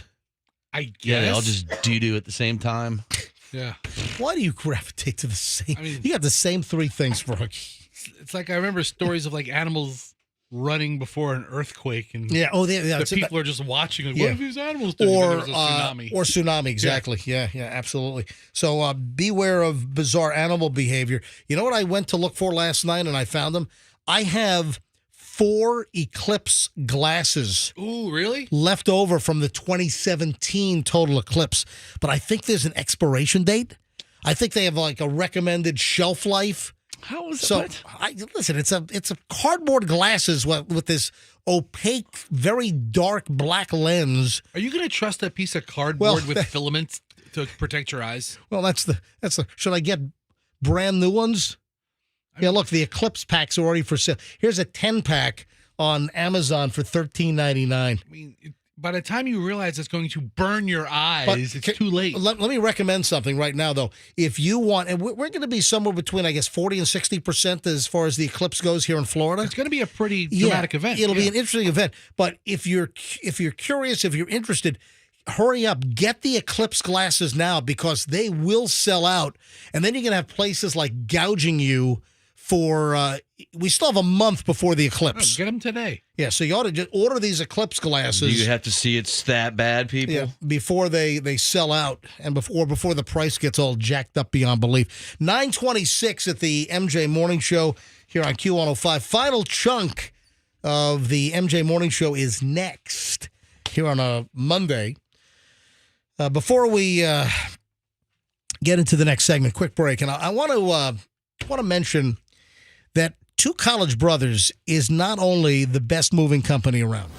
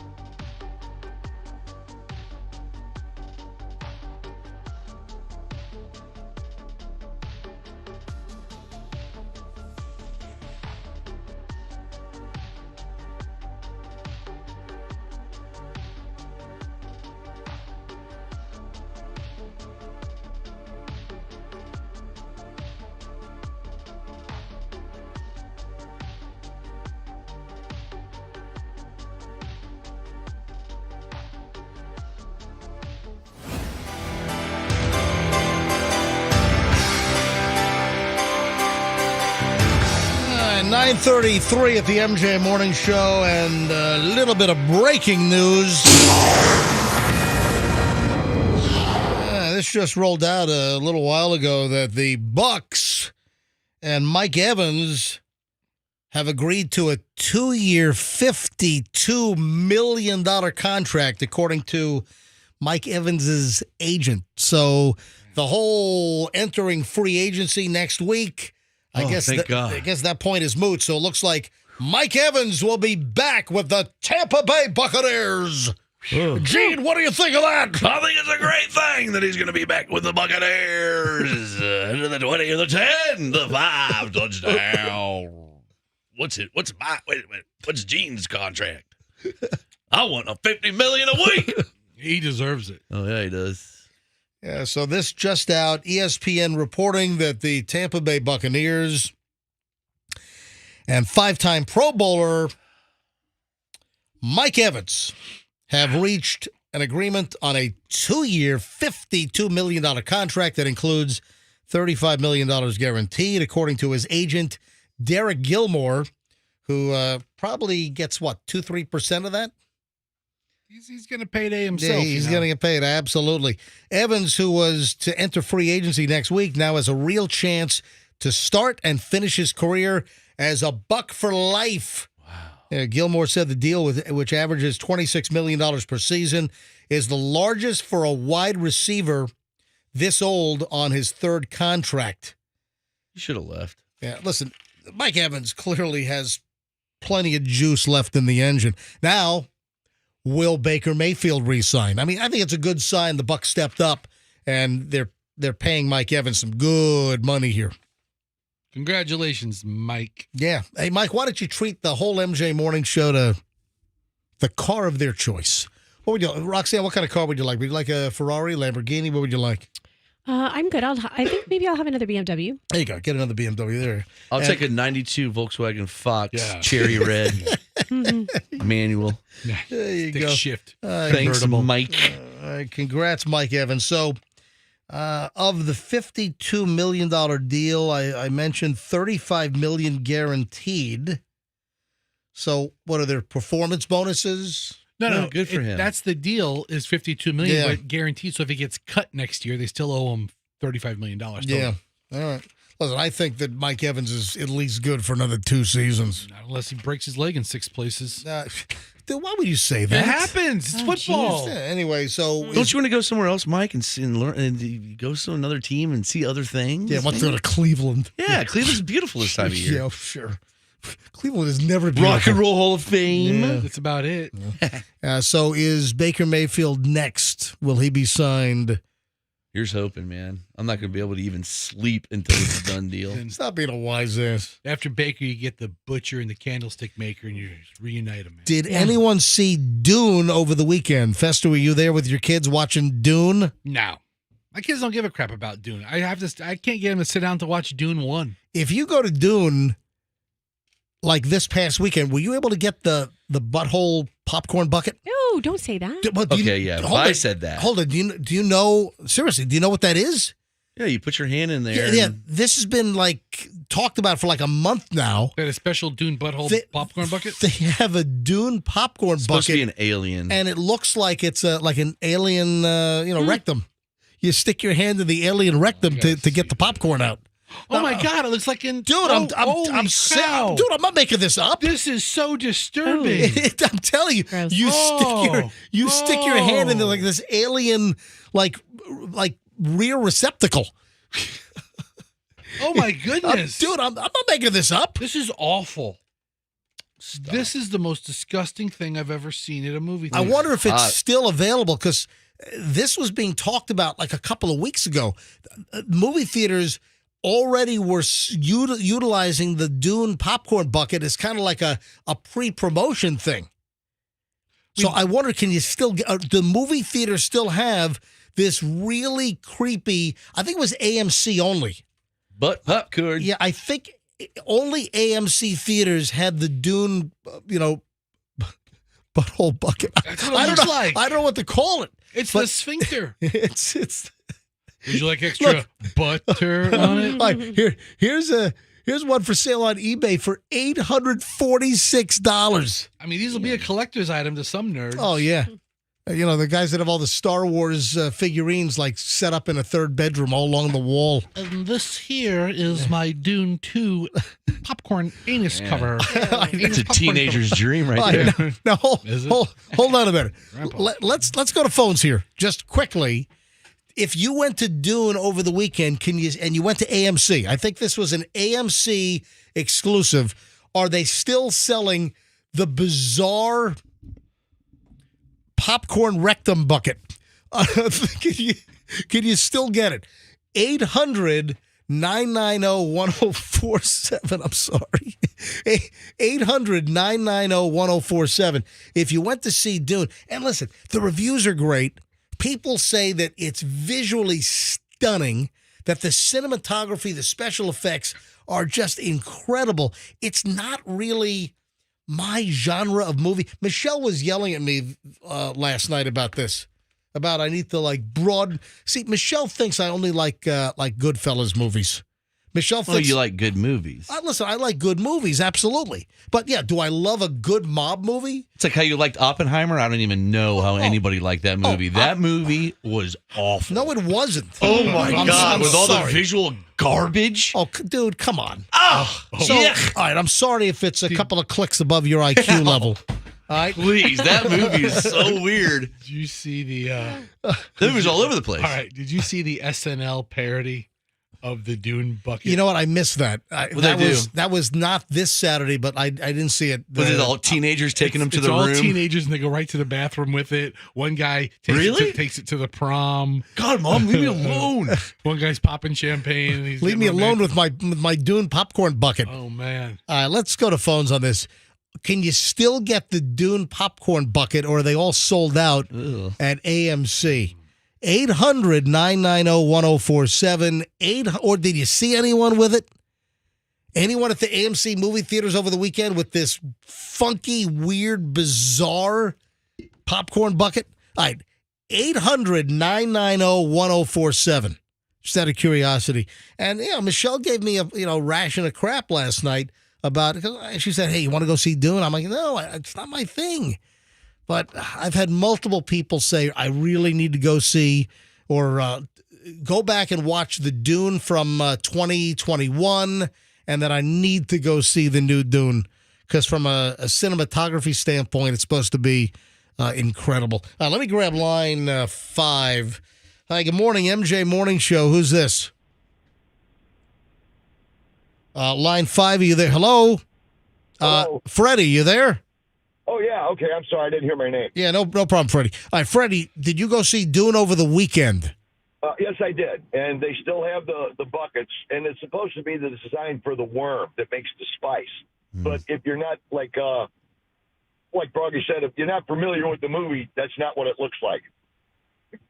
Yeah, it looks like I still have the Barbie bucket I took home from that movie. Oh, you stop! It looks kind of foul. All right, so Freddie, you absolutely saw the Rectum popcorn bucket at AMC over the weekend.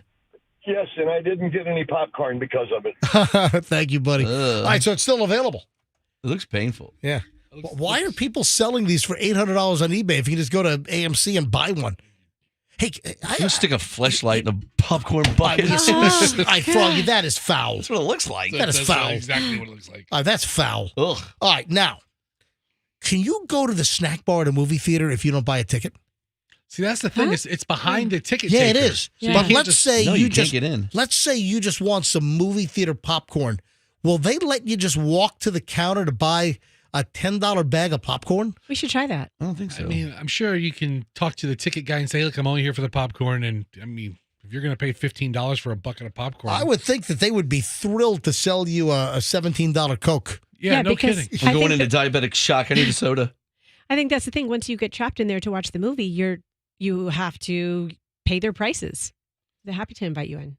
If I'm going to the movie, I am smuggling more candy into that thing. And wine. And wine. One time I brought a whole KFC meal into the movie. You're a theater. liar. Yeah, I did. Yeah. Like the whole box. Mashed potatoes and everything? In the little styrofoam container, yeah. Mashed potatoes, biscuits, thighs. Best cut to get. I don't believe it.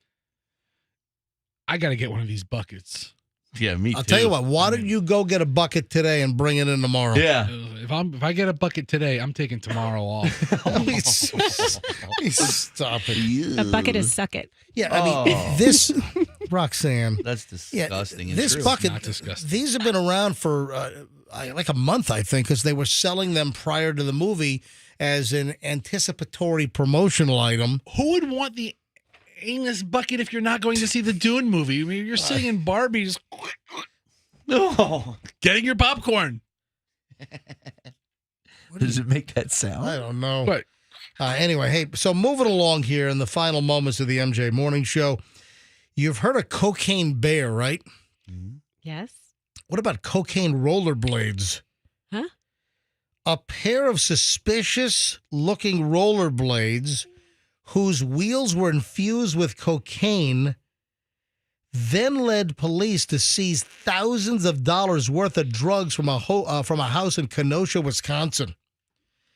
Homeland Security first flagged the suspicious package from Bogota, Colombia, containing the rollerblades that were marked for delivery to a house in Kenosha last week. The sheriff's department said Customs and Border Patrol assisted as they determined the wheels of the rollerblades were suspicious and then subjected to a number of laboratory tests.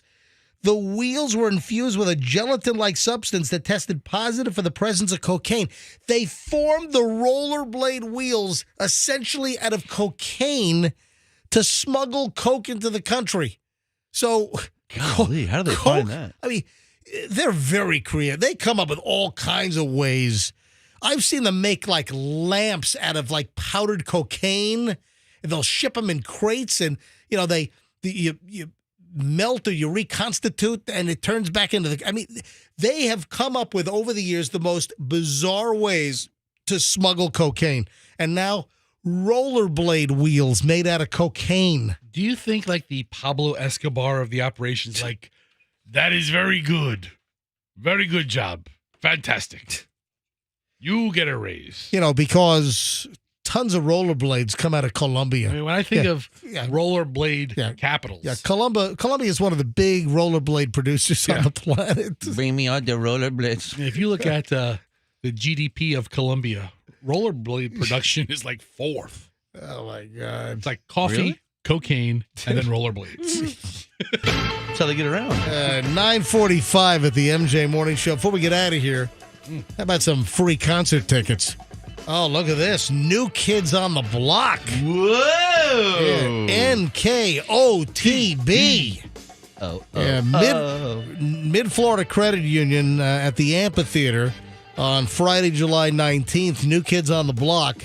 If you'd like to go, just be the 30th caller right now at 800-990-1047, and you're going to see New Kids on the Block.